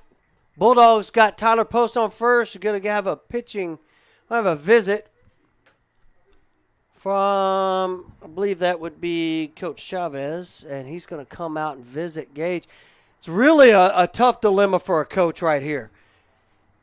It's early in the season. You have pitchers on probably a limited pitch count. However, you have a pitcher throwing a no-hitter. And it's hard to take a pitcher out during a no-hitter. And so, because you don't get a chance to do have those very often. So it's a dilemma for the staff right here, but certainly a good dilemma because Gage Cobb has been outstanding. Let's see if the Bulldogs can make him pay with that one-out walk here, though. Adam Peavy up. Peavy is 0 for 2 with a ground out and a strikeout. Let's see if he can't move a baseball here. Get Post into scoring position.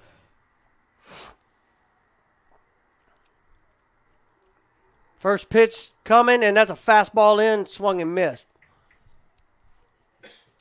Like I said, Gage has done a great job of arm side away. He's commanded that side of the plate. And he's really been on top of those right-handed hitters inside with the fastball. Sets up everything else when you can do that. And there he is trying it again. Misses, though. So it's 1-1. So he's trying it again. Tried it again, just couldn't quite get there. 1-1 count. And there's something, looked like maybe an off-speed pitch a little bit. So he basically came in twice with the fastball to speed PV up, and then with something soft and away, or soft and actually down the middle. But PV was out in front, couldn't help but be sped up. So it's a 1-2 count. 1 out. Here's the pitch. Again. Boom. Oh, the umpire. Eesh. That'll be strike 3 on PV. Yeah. Strike. That's tough pitch to take, but I get it. There's a fastball inside. Fastball inside. Tough pitch to take, but again, Cobb's done a great job, and he has owned the inside part of the plate today with the fastball. 2 outs. Chase Bourgeois up. Runner at first base. Takes breaking ball, strike 1.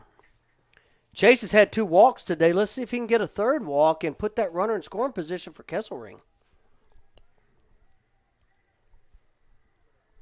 Cobb comes set, 0-1 pitch. There's fastball. Oh, good. Fastball misses in, but that almost ended up at the backstop. Great job by Peyton Kennard, the catcher. Saved that pitch. Keep that runner at first base. So, 1-1 count. Tyler Post at first base. Chase Bourgeois up. 2 outs. Here's the pitch. Looked like a little change up. Laid it off the edge of the plate for strike 2. Really nice job here. 1-2 count. Let's see if Chase can't get something in play, maybe make something happen right here. There's a fastball stroked and just foul. It's a good piece. Again, Sol Ross coaching staff, it's a good dilemma to have, but it is a dilemma. Early in the season, you try to control your pitchers in terms of the number of pitches they throw because you got a long season, but when a pitcher has a no-hitter, it's hard to take them out. So it'll be interesting to see what happens if this stays intact after this inning. 1-2 pitch on the way. That's a breaking ball that misses up. Good take by Chase. That was awful close. 2-2 count. So you got Deuces Wild, 2-2 count, 2 outs. Tyler Post on first. Chase Bourgeois up at the plate. There's a breaking ball that misses. So you're going to see runner first base on the move right here. Let's see if Chase can win this at bat. We've got a little bit of action down in the Lobos bullpen. Looks like a right-hander. I'll see if I can get an eyeball on it in just a second. Back here, though, we got full count, 2 outs. Post is going to be off with the pitch, and then they try to pick off and they throw it down the line. Somebody miscommunicated that, so Post is going to end up at third base.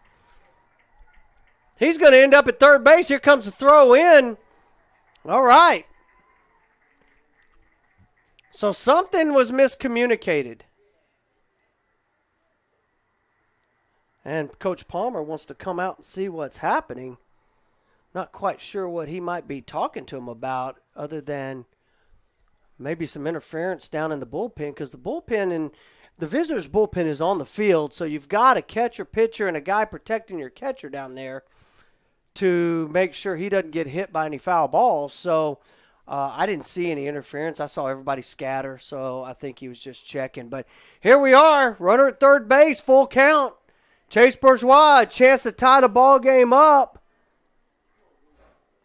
Right-handed pitcher in the bullpen. Gage Cobb's been dominant on the mound, but he's in a little bit of a trouble here. Here he comes, 3-2 pitch.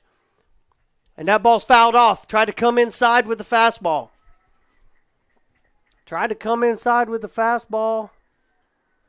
Bourgeois able to foul it off. Trying to get you a number on the kid down in the bullpen. Can't quite see it.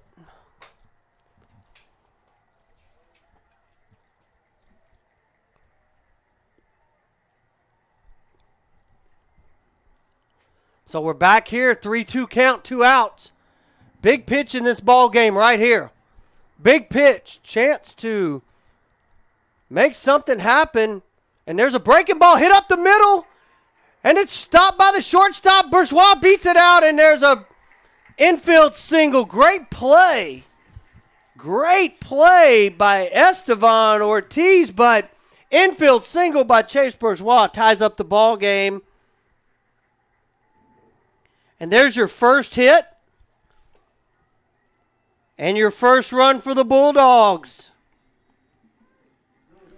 First hit, first run for the Bulldogs.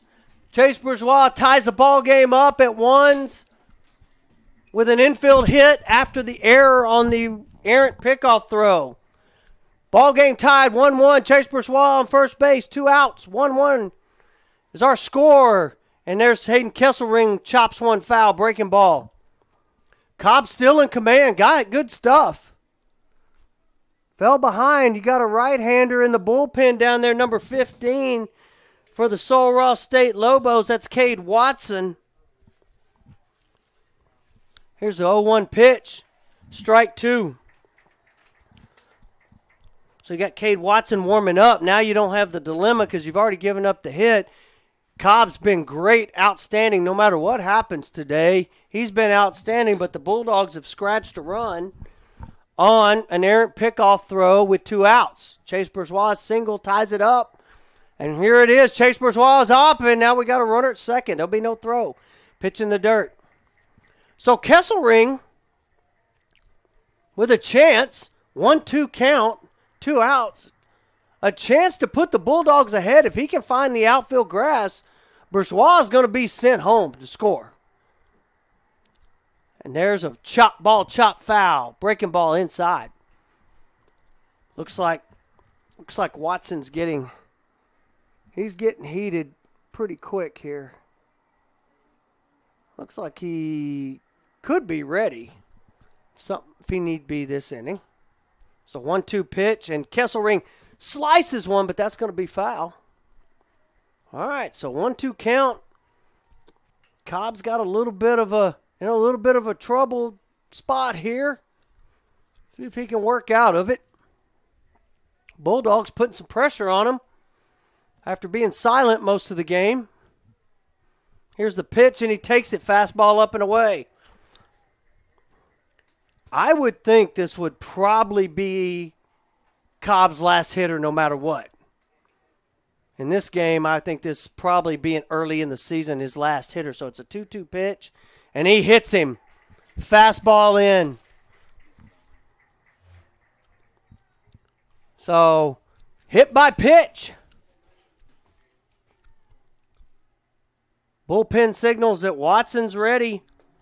Bourgeois on second after a stolen base. Kesselring on first, hit by pitch. And that looks like it's going to be it.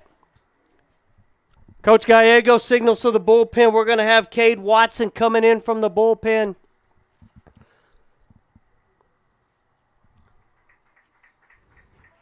Gage Cobb with an outstanding outing. Outstanding outing today. But the Bulldogs have a little bit of something working right here. Cade Watson, senior, 3-2 last year, 15 appearances all out of the bullpen, it looks like. If I'm reading that correctly, 47 innings pitched with a 6.08 ERA. So, looks like we're going to get an opportunity right here to see Cade Watson.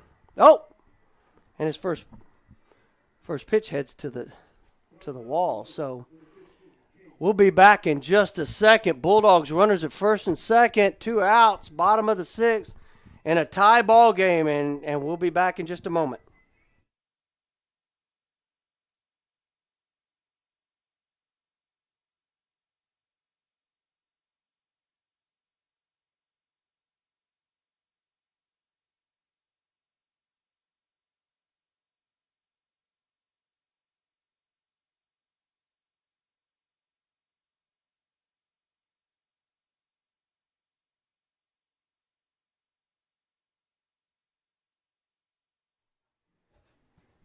All right, we're back. Watson finishing up his warm-up from the mound. We've got runners at first and second for the Bulldogs. It's a 1-1 game. Sol Ross, 1 run, 3 hits, 2 errors. Crucial errors, mind you, with the pickoff throw that went errant earlier, leads to the 1 run. Gage Cobb just came out of the game, 5 2/3, outstanding. Bulldogs, 1 run on 1 hit, but they also have 2 errors. Also crucial errors that led to a run. And so now we've got runners at first and second, 2 outs. R.J. Carrillo coming to the plate, facing Cade Watson, the senior. Watson comes set, runners at first and second. Here's the pitch, and he takes strike 1. RJ is 0 for 2 today. Let's see if we can break that a little bit. 0 for 2. Watson comes set. Big lead at first by Kesselring, and Watson misses off the plate. So nobody holding Kesselring on. So if we can find a gap right here, we got a chance. We got a chance for that ball to – got a chance to score a run for first because Kesselring can run a little bit. And there's a 1-1 pitch. He'll make it 2-1. So I got 2-1 count, 2 outs. Runners at first and second.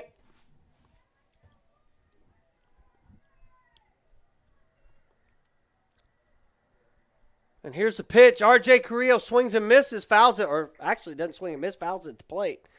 So, 2-2 count. So we got Deuces Wild. 2-2 count, 2 outs. Runners at first and second. 7-hole hitter, third baseman R.J. Carrillo up to the plate. Watson comes set, and here's the pitch, and he misses in, and it gets away.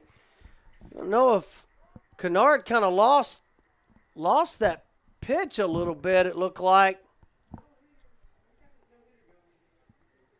Lost that pitch, and so now runners will advance to second and third on a wild pitch with a full count, 2 outs. See if Carrillo can't move a baseball and make something happen right here. And there's a 3-2 pitch, and it's chopped foul. Again, we had a little light rain, a little bit of light rain earlier, and imagine the ball's a little slick, field's a little slick. So let's see if we can't chop one and make Sol Ross have to make a play right here. They've done a good job today of it.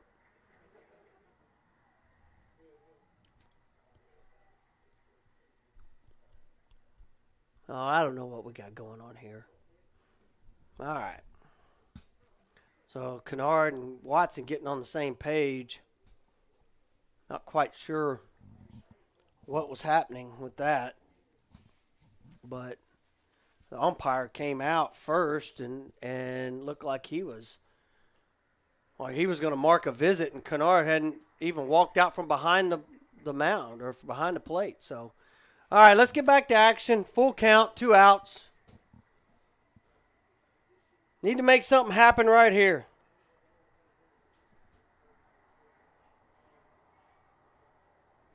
And here we are, full count, and we step off. Spencer Brandt checking in from Yoakum, Texas. Full count, 2 outs. That ball's hit well. Good play by the shortstop. Can he throw? That's an infield hit. That'll put the Bulldogs ahead 2-1. R.J. Carrillo with a infield hit to give the Bulldogs a lead. After the wild pitch, moves runners up to second and third. So now we're looking at runners at first and third, 2 outs. And we got Xavier Arias at the plate. Arias 0 for 2 on the day. Let's see if he can't get a hit with 2 outs. And that's a ball look like it's going to die right there. Little ball off the end of the bat. That'll plate a run for the Bulldogs. So here we go. Bulldogs scoring 3 runs in the inning. Carrillo advances to third. X on first with an RBI single. Runners at first and third. 2 outs. All this with 2 outs. All this with 2 outs. And there's a breaking ball poured in for strike 1. So let's catch you back up. Garrett Helpin still at the plate. Garrett's 0 for 2 or 0 for 1 with a walk. 0-1 count, 2 outs. Let's see if Coach Palmer has any tricks in his bag, and he takes off Arias. But we got a wild pitch. Ball bounces, and there's going to be another run scored. So floodgates have opened on the Lobos. Gage Cobb started this game for the Lobos. He was outstanding. Gave up the 1 hit, hit a batter, came out, and the bullpen, with the help of some timely hitting, has not been able to shut it down. Bulldogs now score 4 runs. Take a 4-1 lead, ball chopped at the plate. Should be, believe that's 1 and 2 count, because we just had a scoreboard may not be correct. Because we just had a ball go to the backstop. So I'll correct the scorekeeper for us, get that set up. So 1-2 count, 2 outs. Here's the pitch. Runner at second base is Xavier Arias. And here's a pitch, and that ball's hit to the wrong guy because he's been pretty good today. And that'll be out number 3. So Bulldogs with a great inning. 4 runs on 3 hits, helped out by an error. Headed to the top of the 7th, we're going to see a new pitcher on the mound for the Bulldogs. But they take a 4-1 lead headed into the top of the 7th. We'll be right back. More than dream of a better world. Make it happen with a TLU degree. Texas Lutheran University provides one-on-one opportunities for students to build their college resumes. As freshmen and sophomores, our students are already performing research with a professor, presenting at conferences, and building their portfolios to apply for graduate schools and professional health programs. The world needs you. Answer your calling. TLU. Learn boldly. Live to inspire. Learn more at tlu.edu.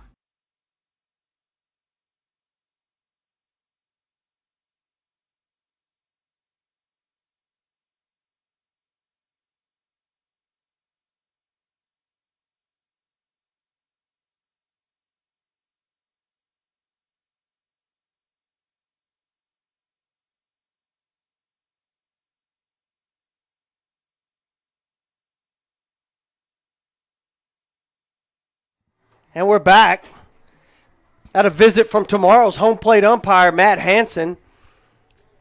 I would give you his phone number so you can rag on him after he does a poor job, but I won't do that. We're back for top of the 7th. Nolan McInvale on the mound for the Bulldogs. McInvale's a junior. He only pitched an inning and 2/3 last year. But he's going to be counted on for some crucial innings this year on the mound for the Bulldogs, who has just taken a 4-1 lead with 4 runs in the bottom of the 6th. Really outstanding opportunity for the Bulldogs, and they were able to jump on, capitalize on a couple of errors, finally got a hit. Gage Cobb had them shut down quite a bit, and so they were able to grab a hit and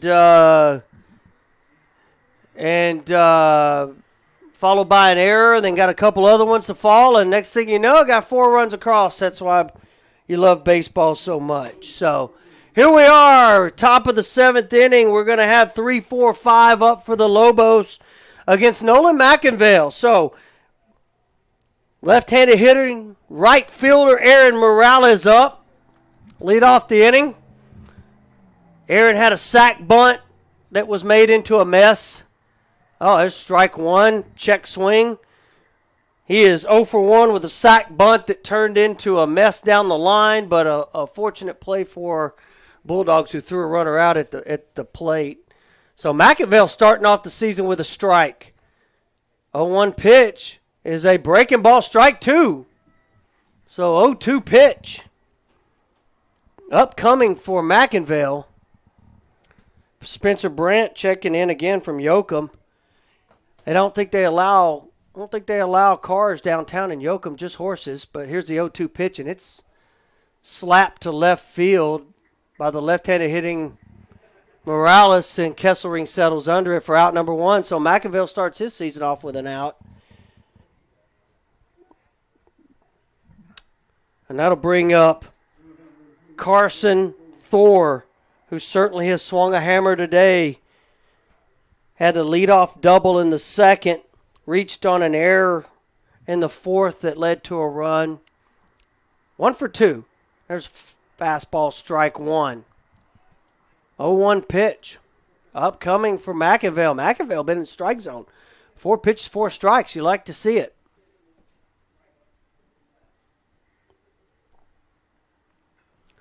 And that ball's fouled off. That's 5 pitches, 5 strikes. Attaboy. It's the way when a coach brings a guy out of the bullpen, that's what you want to see. Strikes. So, and that's what they're getting right now. So McInvale set, 0-2 pitch, fouled straight back. Good piece of hitting. That's a tough pitch. That's a tough pitch by McInvale. It's a little bit up and away, but it looks so good to the hitter. It's hard to get a barrel to it, and he got a barrel on it. Fouled that pitch straight back. 0-2. McInvale pounding the strike zone right here. Let's see if he dips one off the edge. Here's 0-2 pitch, and he misses inside with the fastball. Challenging those hitters inside. Those left-handed pitchers challenging inside to the right-handed hitters. It's a great pitch. 1-2 pitch. There's a little off speed, and boy, Helpin still wanted it. Probably don't want to do that. But that'll be a 2-2 pitch. Tomorrow's umpire will probably call the next one a ball no matter where it's at. Oh, that's a check swing. What happened? And I guess it was called a check swing and it got away, and it was a check swing wild pitch. So 2 strikes, swing and miss, and ball gets away from Helpin still, runner on first base.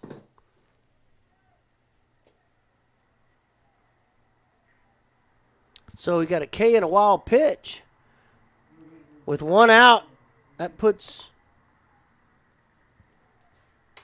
Carson Thor at first base with Alvaro Hernandez. 5-hole hitter up.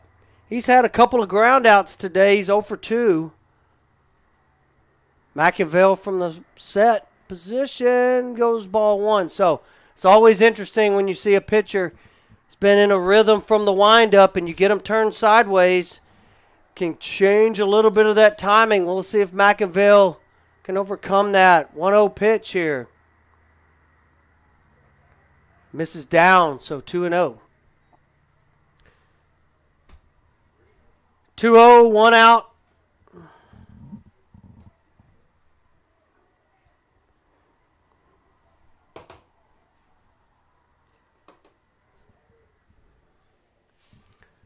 One out. Carson Thor at first base for the Lobos. Nolan McInville on the mound. That ball's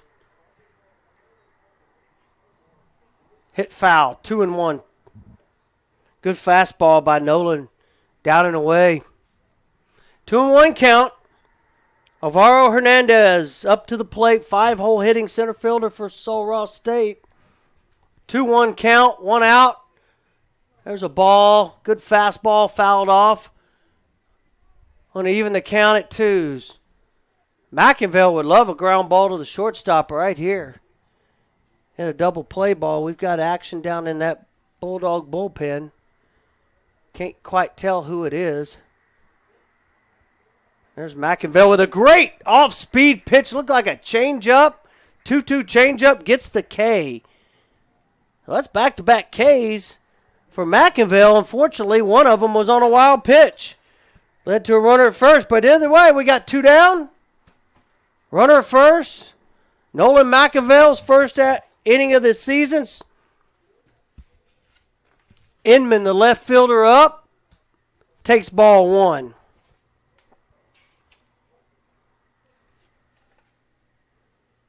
So Sterling, on the day,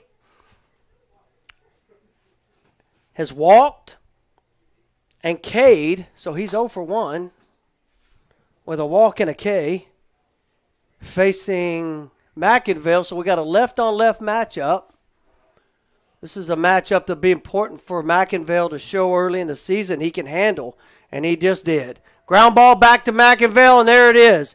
That's 3 outs. Great inning for McInville. Good inning for the Bulldogs.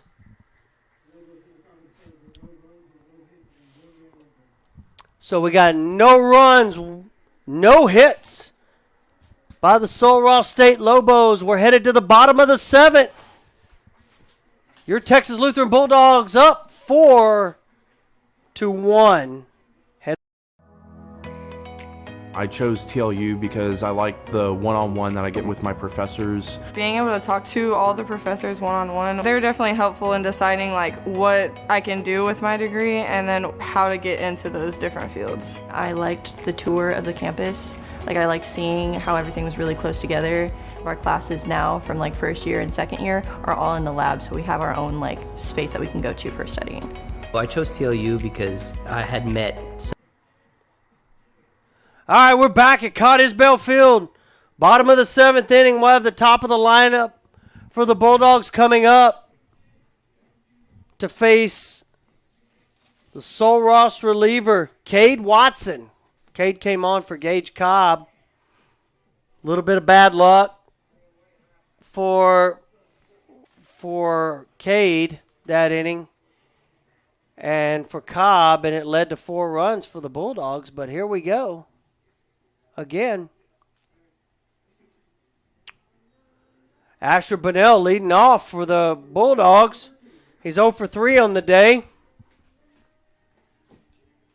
Looking to get something started here in the bottom of the 7th.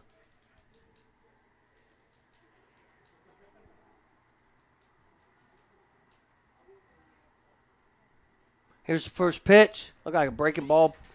Strike 1. So he starts him off with a breaking ball. Strike 1. Asher, 5th-year senior.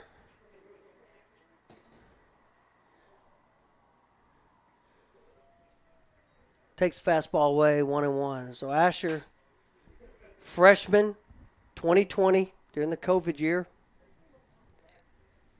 He's now playing for his 3rd head coach in Kyle Palmer.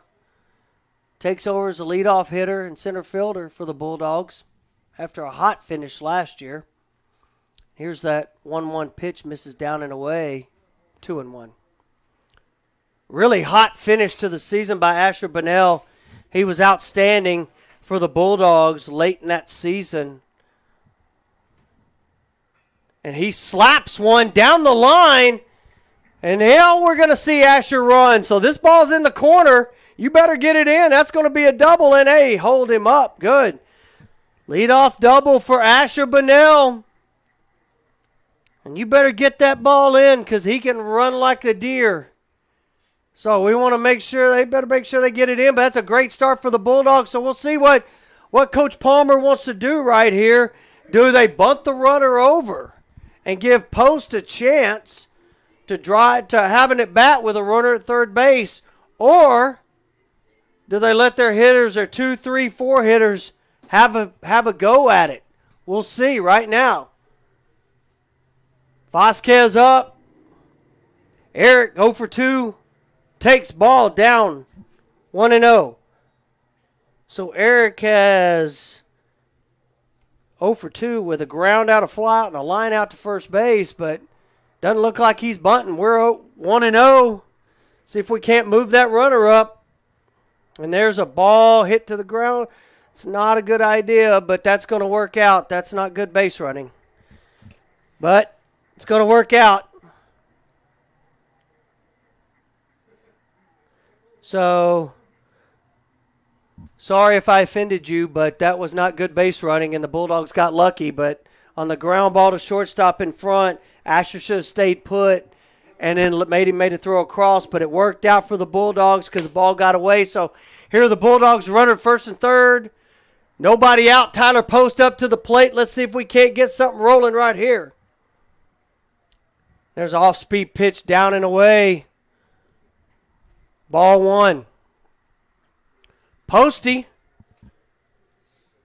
is 0 for 2 with a walk. Big walk. And Watson misses high, 2-0. Dangerous spot to be throwing to Tyler Post, the All-American first baseman, who's 0 for 2 with a walk. But you certainly don't want to give him anything to hit here, and he fouls that pitch off. Doesn't quite get the barrel to it, but you got to be careful with him because if there's one guy in this park that can slice through that wind, it's Tyler Post. So here we are, runners at first and third, nobody out. Middle of the Bulldog lineup right here, Tyler Post.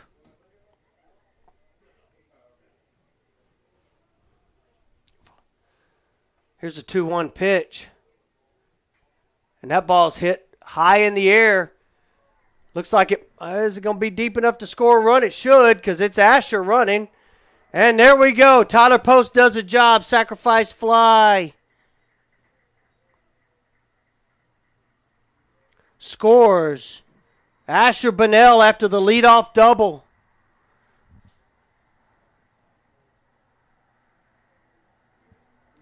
Bring up Adam Peavy, the designated hitter. Peavy on the day, 0 for 3 with a couple strikeouts. Let's see if he can't get something going.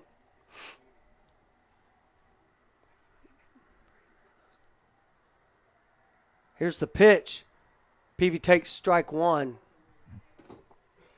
Peavy, sophomore designated hitter, saw a little bit of action both on the mound as a hitter last year. Hit .333 in very limited action. We'll see some time on the mound. That ball's crushed.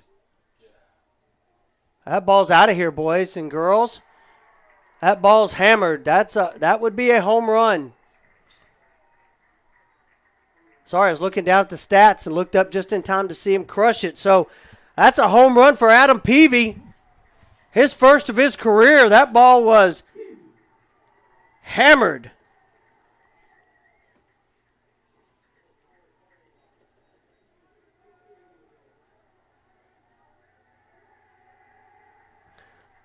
So that's a two-run homer by Adam Peavy. Bring the score to 7-1 Bulldogs. Chase Bourgeois up, one out, takes strike one. Peavy got a pitch he liked inside, and he got his hands inside of it and got the barrel out in front. That ball's crushed. So there's Bourgeois down 0-2 real quick, one out. So Watson bounces back, and he's moving quick, but he bounced back, right back in the strike zone.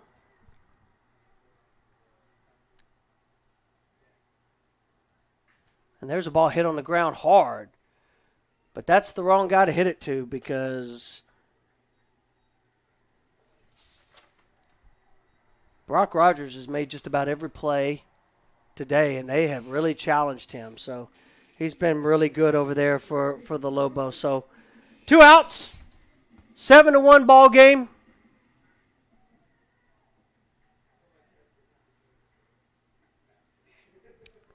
There's strike one. So Kesselring on the day 0 for 2 with a hit by pitch, but has scored a run.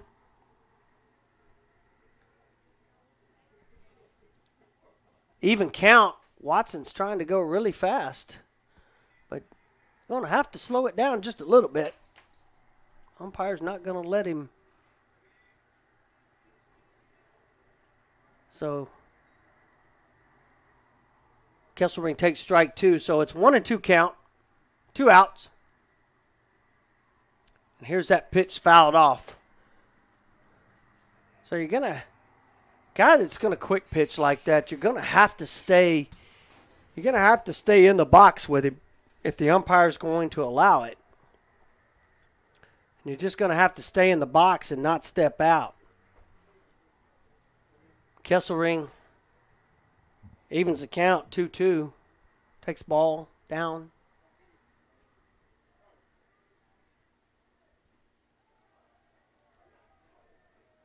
Oh, good take right there by Hayden Kesselring. Brings the count to full. 2 outs, full count.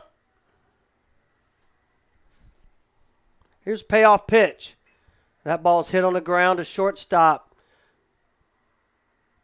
And that'll be a throw to first base for out number 3. Middle infield for Saul Ross has played really well today defensively. But that'll be 3 runs, highlighted by the 2-run home run by Adam Peavy. Brings the score to 7-1 Bulldogs.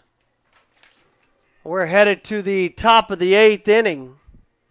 Bulldogs ahead, 7-1. Future belongs to those who shape it, to the people with the vision to see past what is and discover what's possible. At Texas Lutheran University, we'll help you turn your dreams into reality. Our students thrive in a residential college campus experience where they make lifelong friends, pursue challenging and fulfilling careers, and serve the common good. And this sense of community is just one of the reasons why U.S. News & World Report ranked TLU the #1 best value in the West. TLU. Learn boldly. Live to inspire.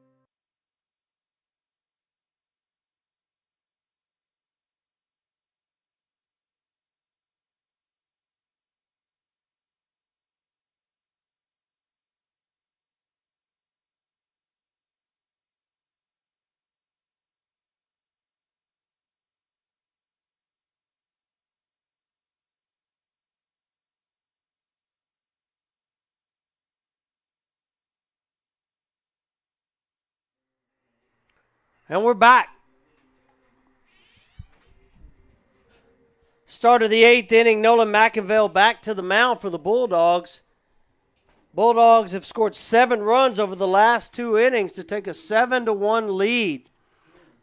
Sol Ross will come up with 7, 8, 9, bottom of their lineup to face McInville. McInville with a good first inning of the season in the 7th. Starts this one off with a ball just outside. So McInville threw the top of the 7th and was able to hold Sol Ross. Actually struck out 2 guys. And there's a ball hit hard to the second base, and Vasquez down with it. Throws. Good job by Eric to slide and make that play. Get up to his knees and throw him out at first base. So McInville with really good start to the season for him. He's done a great job. He'll see the 8-hole hitter, Orlando Moreno, up here. Moreno's 0 for 2 on the day. The first pitch misses away. So Moreno, 0 for 2, facing McInville. McInville's been outstanding. Allowed 1 runner on a wild pitch K, but other than that, his stuff's been great today. So there's a swing and a miss, even the count at 1s. So 1-1 count. Here's the pitch. Strike 2 poured over the outside corner. Good job by McInville. He's now working both sides of the plate. 1-2 count.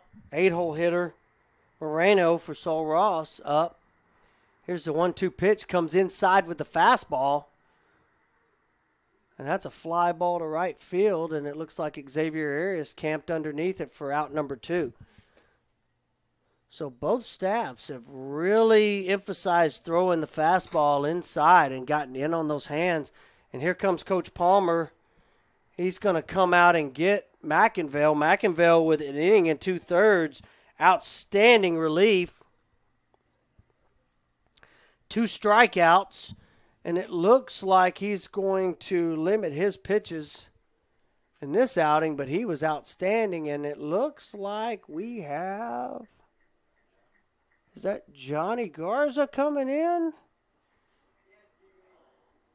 That would be Johnny Garza coming in from the bullpen. Johnny is a senior from San Antonio McCullum High School. He's a kinesiology major, by the way.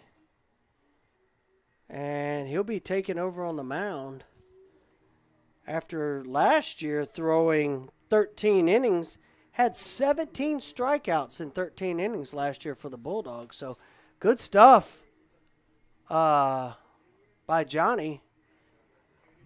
Not on that first warm-up pitch, but I'm sure he'll get it worked out. So, good job by Nolan McInville to start the season. Great debut for him. Great debut for him. Turns it over to Johnny Garza Jr. Johnny taking over here. Bulldogs up 7-1. He'll face the 9-hole hitter with a 6-run lead and nobody on.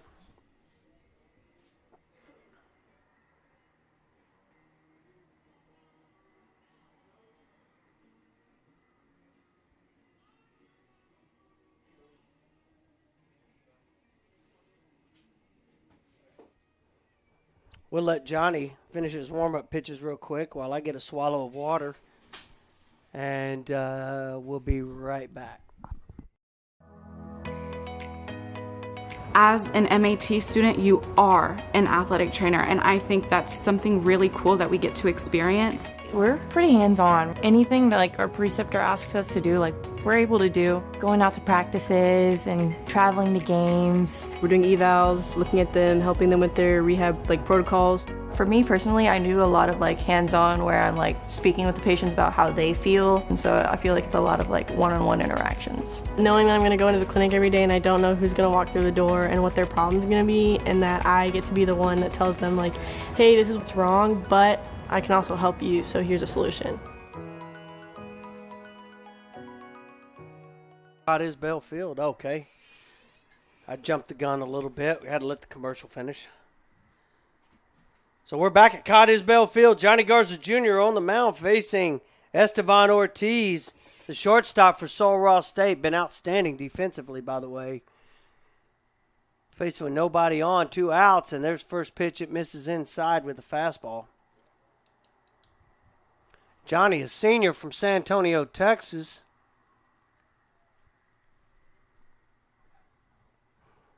Kicks and deals. 1-0 pitch, misses. Looks like a breaking ball. It bounced off the thigh of Garrett Helpenstiel. And then pinged off the umpire. So now we're down 2-0. Johnny's down 2-0. Needs to pour in a strike right here. Right back down the middle. 9-hole hitter. Make sure we attack him. The 2-0 pitch is hammered. Foul. Good piece on that particular fastball, but pulled it foul. So Johnny gets back in the strike zone. 2-1 count, 2 outs.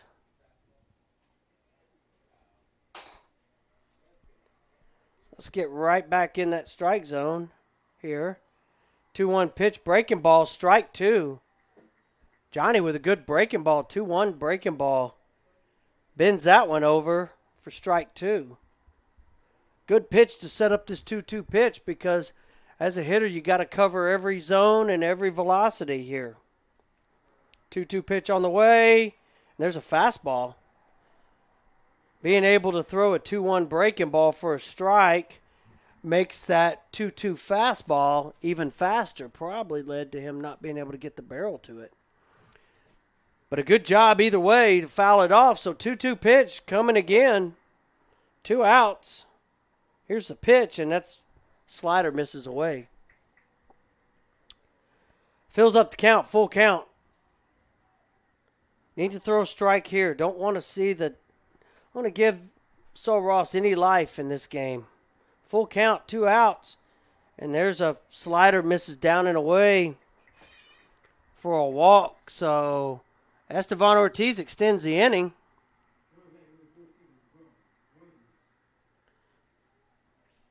Johnny Garza Jr. coming on. Full count walk. Brings the top of the lineup, Brock Rogers. He is 0 for 2 with a sacrifice. Or no. He's 0 for 3 because the sacrifice attempt was caught by Diego and that ball stroked. That's a good piece right there. Now you got a single to center field. So Brock Rogers with a single to center field. Puts runners at first and second. Johnny's first 2 runners reaching. He's now getting into the heart of the lineup. Heart of the lineup for the Lobos. Primo Vasquez, the designated hitter. Primo's had a hit today. 1 for 3 with a strikeout and a hit. And the first pitch misses away. 1-0. So Johnny, 2 outs. Not a whole lot to worry about other than runners at first and second, but you sure don't want to ignite that fire for the Lobos. And there's a breaking ball. Just misses. Ball 2. So 2-0. Runners at first and second with 2 outs.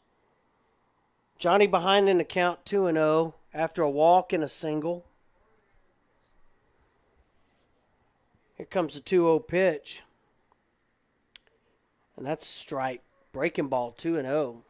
He makes the count 2-1. So Lobos with 1 run, 4 hits on 2 errors. Bulldogs with 7 runs, 5 hits, but also 2 errors. 2-1 pitch on the way, and that ball's hammered right at Vasquez. That's a good piece of hitting. That Primo Vasquez put a charge into that one, but fortunately for the Bulldogs, it was right at Eric Vasquez. So that'll finish the 8th. Score 7-1. Bulldogs ahead, headed into the bottom of the 8th inning with a 7-1 lead opening night. We'll be right back.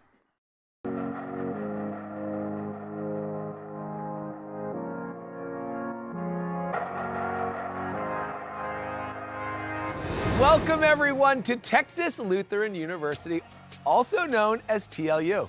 TLU is known for its close-knit community, dedication to service learning, and commitment to helping students match their talents and passions with the world's greatest needs. This small, private, faith-based university is tucked away in a quiet, rural town between two of the top 5 largest cities in the state of Texas, Austin and San Antonio. We're back here at Cottisbell Field, bottom of the 8th. Sol Ross has a new pitcher on the mound. I'm going to try to get a number on the left-hander here. He's a side-slinging lefty, number 24. And on our roster, number 24 would be Colby Nunn, Jr. from Cedar Valley, Texas, Arlington Martin High School. I know somebody else, Nick, that went to Cedar Valley College, sitting in the booth with you. So that's my old program. So, yeah, I played there. Not that anybody really cares, but I played there a couple of years as well. So, fellow Cedar Valley son taking the mound for the Sol Ross Lobos.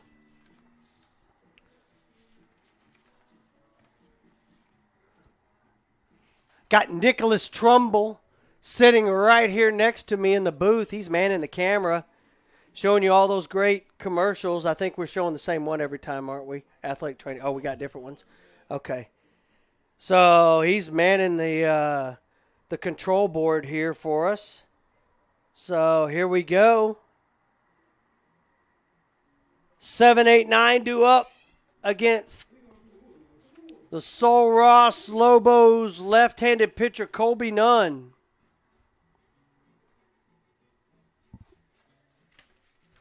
R.J. Carrillo, Xavier Arias, and Garrett Helpenstiel. And there's a sidewinding fastball laid in there for strike 1.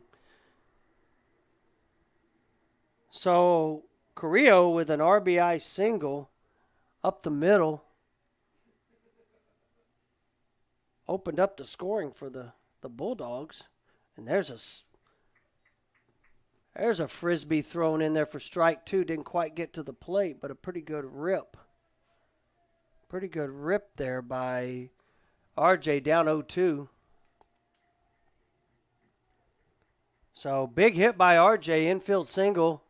1 for 3 on the day. And here's a pitch that is slapped into left field. And that's going to be down for extra base hits. That ball's hit well. Carrillo with a double down the left field line. Leads off for the Bulldogs. Looks like we're going to have, no, we're not going to have a pinch hitter yet. We're going to have Xavier Arias, the right fielder, coming up. X is 1 for 3. Lined out to right field, but also had an RBI single on a really soft ball off the edge of the bat. So made up for the ball that he squared up right at the right fielder by getting one not quite hit as well to fall for an RBI single. But runner at second base. X is up. Nobody out. 7-1 Bulldogs. Colby Nunn kicks and deals, and that's a frisbee and big hack by X, and he comes up a little short. So Nunn's a left-handed pitcher whose sidearm throws a frisbee, has a fastball that moves in arm side, cuts to the arm side, frisbee goes to the other side of the plate. Here we are with the 0-1 pitch, frisbee down and in. Curveball. When I say frisbee, I mean curveball. So curveball, it's going to work one side of the plate. Fastball that's going to run away to the other side of the plate from that sidearm delivery can be tough, especially on left-handed hitters. But X is a right-handed hitter, so he ought to have a little bit of an advantage. And there's a big swing and miss. He's seeing it. Big hack. but down 1-2. Nobody out. Runner at second base. R.J. Carrillo after a double down the line. And here's the frisbee, misses away. That one didn't quite get back across the plate. So 2-2 count. Evens it up. Xavier Arias. Nixon Smiley High Schools. Takes the fastball that, he tried to get that to bend right over. Tried to go front door on him. Didn't quite get there. According to the umpire, full count. I think he locked Dex up, but it didn't quite get to the plate. So 3-2 pitch on the way, and here's this hammered foul. And we'll do it again.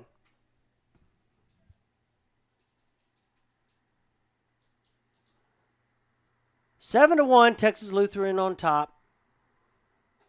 Bottom of the 8th inning. Nobody out. And he misses down and away. Looked like he tried to go with a little off-speed changeup maybe and dump it down below the zone.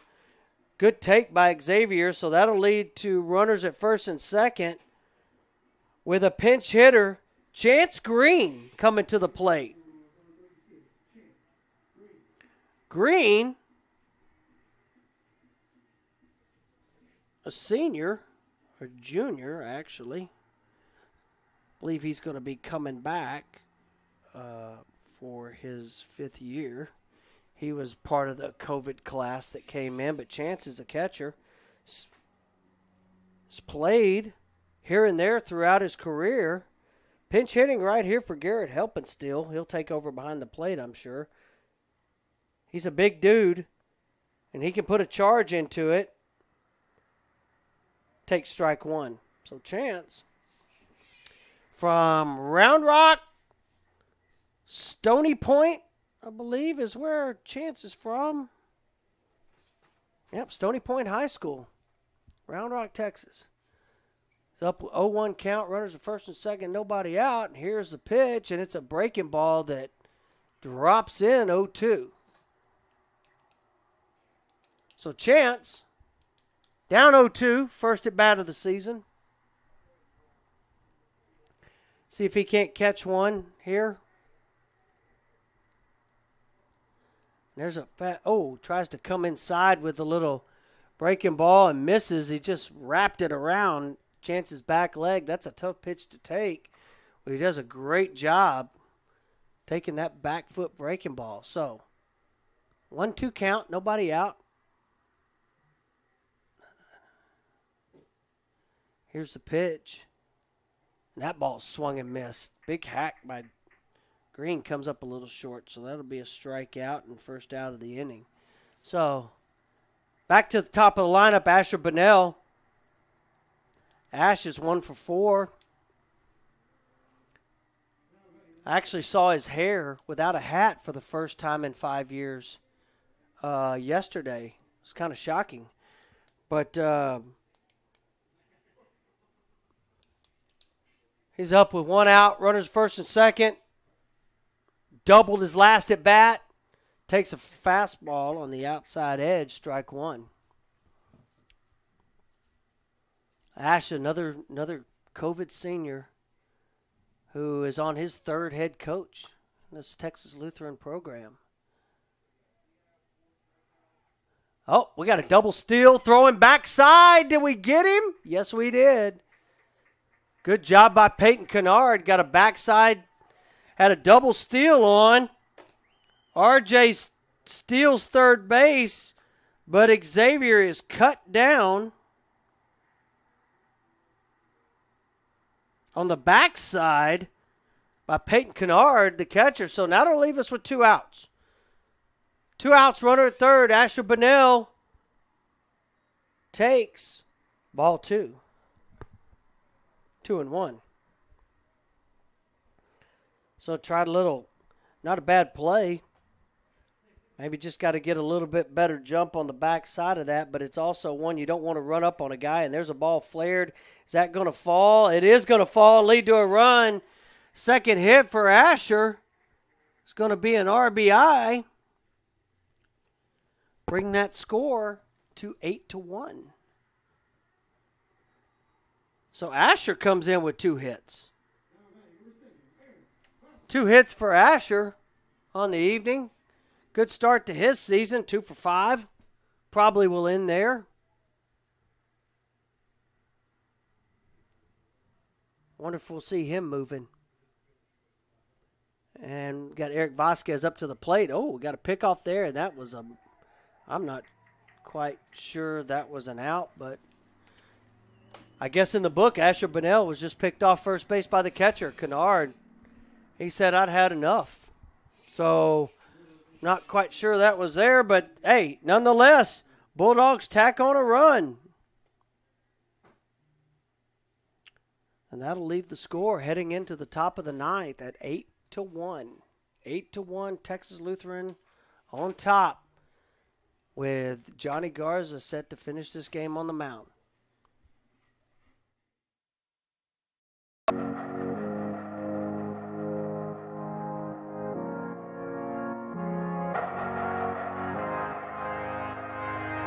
Welcome, everyone, to Texas Lutheran University, also known as TLU. TLU is known for its close-knit community, dedication to service learning, and commitment to helping students match their talents and passions with the world's greatest needs.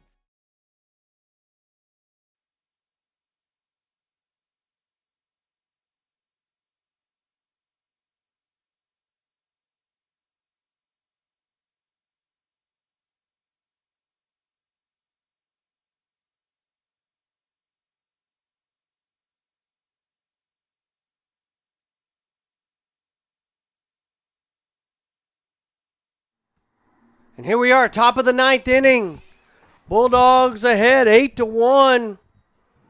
Johnny Garza on the mound looking to finish this game off. He'll face 3, 4, 5, the heart of the lineup for the Sul Ross State Lobos. Aaron Morales with a sac bunt and 2 fly balls will lead off. Left-handed hitter takes ball 1.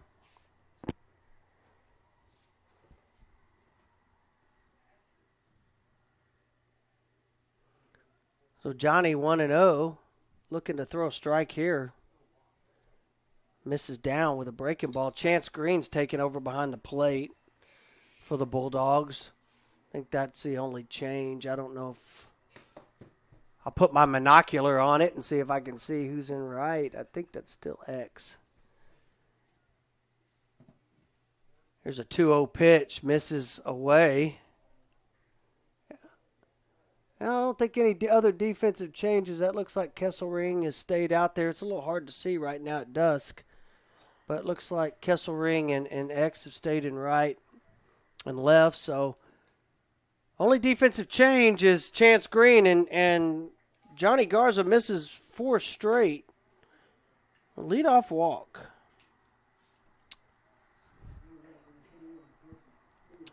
I'll bring up the first baseman, Carson Thor. Carson started the hitting off for the Lobos with a double, but was stranded at third base in the top of the second.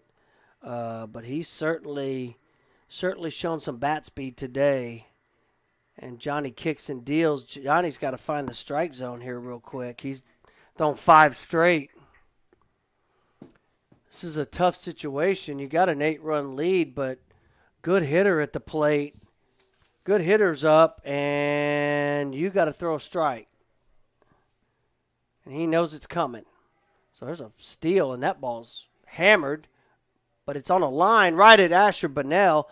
Not quite sure he got a whole lot of that. I couldn't tell. I thought it came off the bat better, but it didn't look like it carried.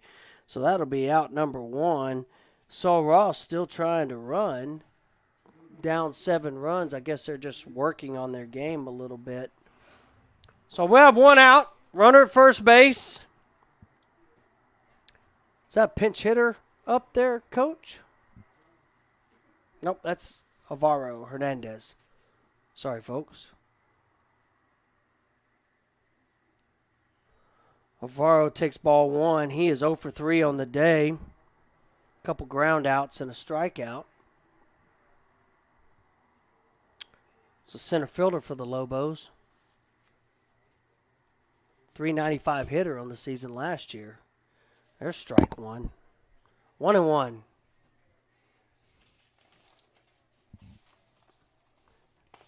Need Mr. Garza Jr. here to throw another strike. He needs to stay in the strike zone. It's 8-1 game. Need to finish this thing up. Comes set. Picks over at first, which I guess he has to in an 8-1 game. You would think the runners might be shut down, but early in the season probably still wanting to work on their game a little bit. Work on guys moving. 1-1 pitch here, and it's a breaking ball. Swung on and missed. That's a good breaking ball by Johnny. Johnny's got a good breaking ball. Just got to get it around that strike zone consistently, and when he does, he's tough to hit. So he's ahead at count 1-2. It'd be nice to finish right here with a ground ball to the shortstop. Let's see if we can spin it. There's a fastball, strike 3. Good fastball. That'll be out number 2. Johnny's got a good fastball. He's not a very big guy, but he's got a good fastball.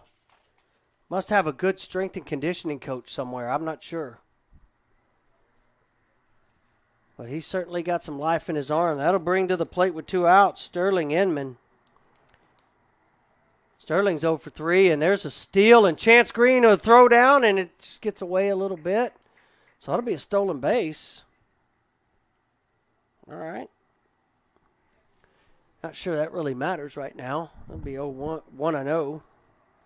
Sterling, again, he is 0 for 2 with a walk and a ground out to the pitcher and a strikeout. 2 outs, runner at second. Big infield for the Bulldogs. They're not really concerned. I'm sure they'll just let the runner take third if he wants to steal that too. Need to concentrate on the hitter. Need the hitter to get out right here. This is a point as a coach. You want to finish a game. You want to minimize pitches for your bullpen right here. So we need Johnny to hit that strike zone just like he did inside 2-1. You want to minimize your pitches. You don't want to use anybody else in this game, especially when you're short-staffed anyway early in the season. So he needs Johnny to throw strikes and just like the last one, and get on in there and challenge these hitters. And that's a good fastball, strike 2. So Deuce is wild here at the Cot. Top of the ninth, Bulldogs up 8-1. Johnny Garza on the mound, Sterling Inman at the plate, looking to finish this game right here on this pitch. 2-2 on the way, and that's a fastball swung and missed. That's a good fastball. And that'll do it, ladies and gentlemen. Johnny strikes out the last 2 hitters of the game. Bulldogs win 8-1. Coach Kyle Palmer's first collegiate win because he was head coach at Belhaven, but his first win as the head baseball coach as the Texas Lutheran Bulldogs. So congratulations to Coach Palmer and his staff, Coach Robles, Coach Parrish, on their first win of the season. We'll be back here tomorrow. Weather should hopefully be a little bit better. We'll be back here for a 12 o'clock start. And we'll see, I believe, Brendan Beard on the mound for the Bulldogs then tomorrow. So, anyway, great first game for the Bulldogs. Outstanding start to the season. It's the way you want to start it. Great job by Coach Palmer. Great start to his career as the head baseball coach at Texas Lutheran. So, from here at Cottisbell Field, for Nicholas Trumbull, who was great on the boards today, and Greg Burnett, and some cat staring at us in the window. We'll say goodbye for him as well, but we're signing out here from Cottisbell Field. We'll see you here again tomorrow, 12 o'clock.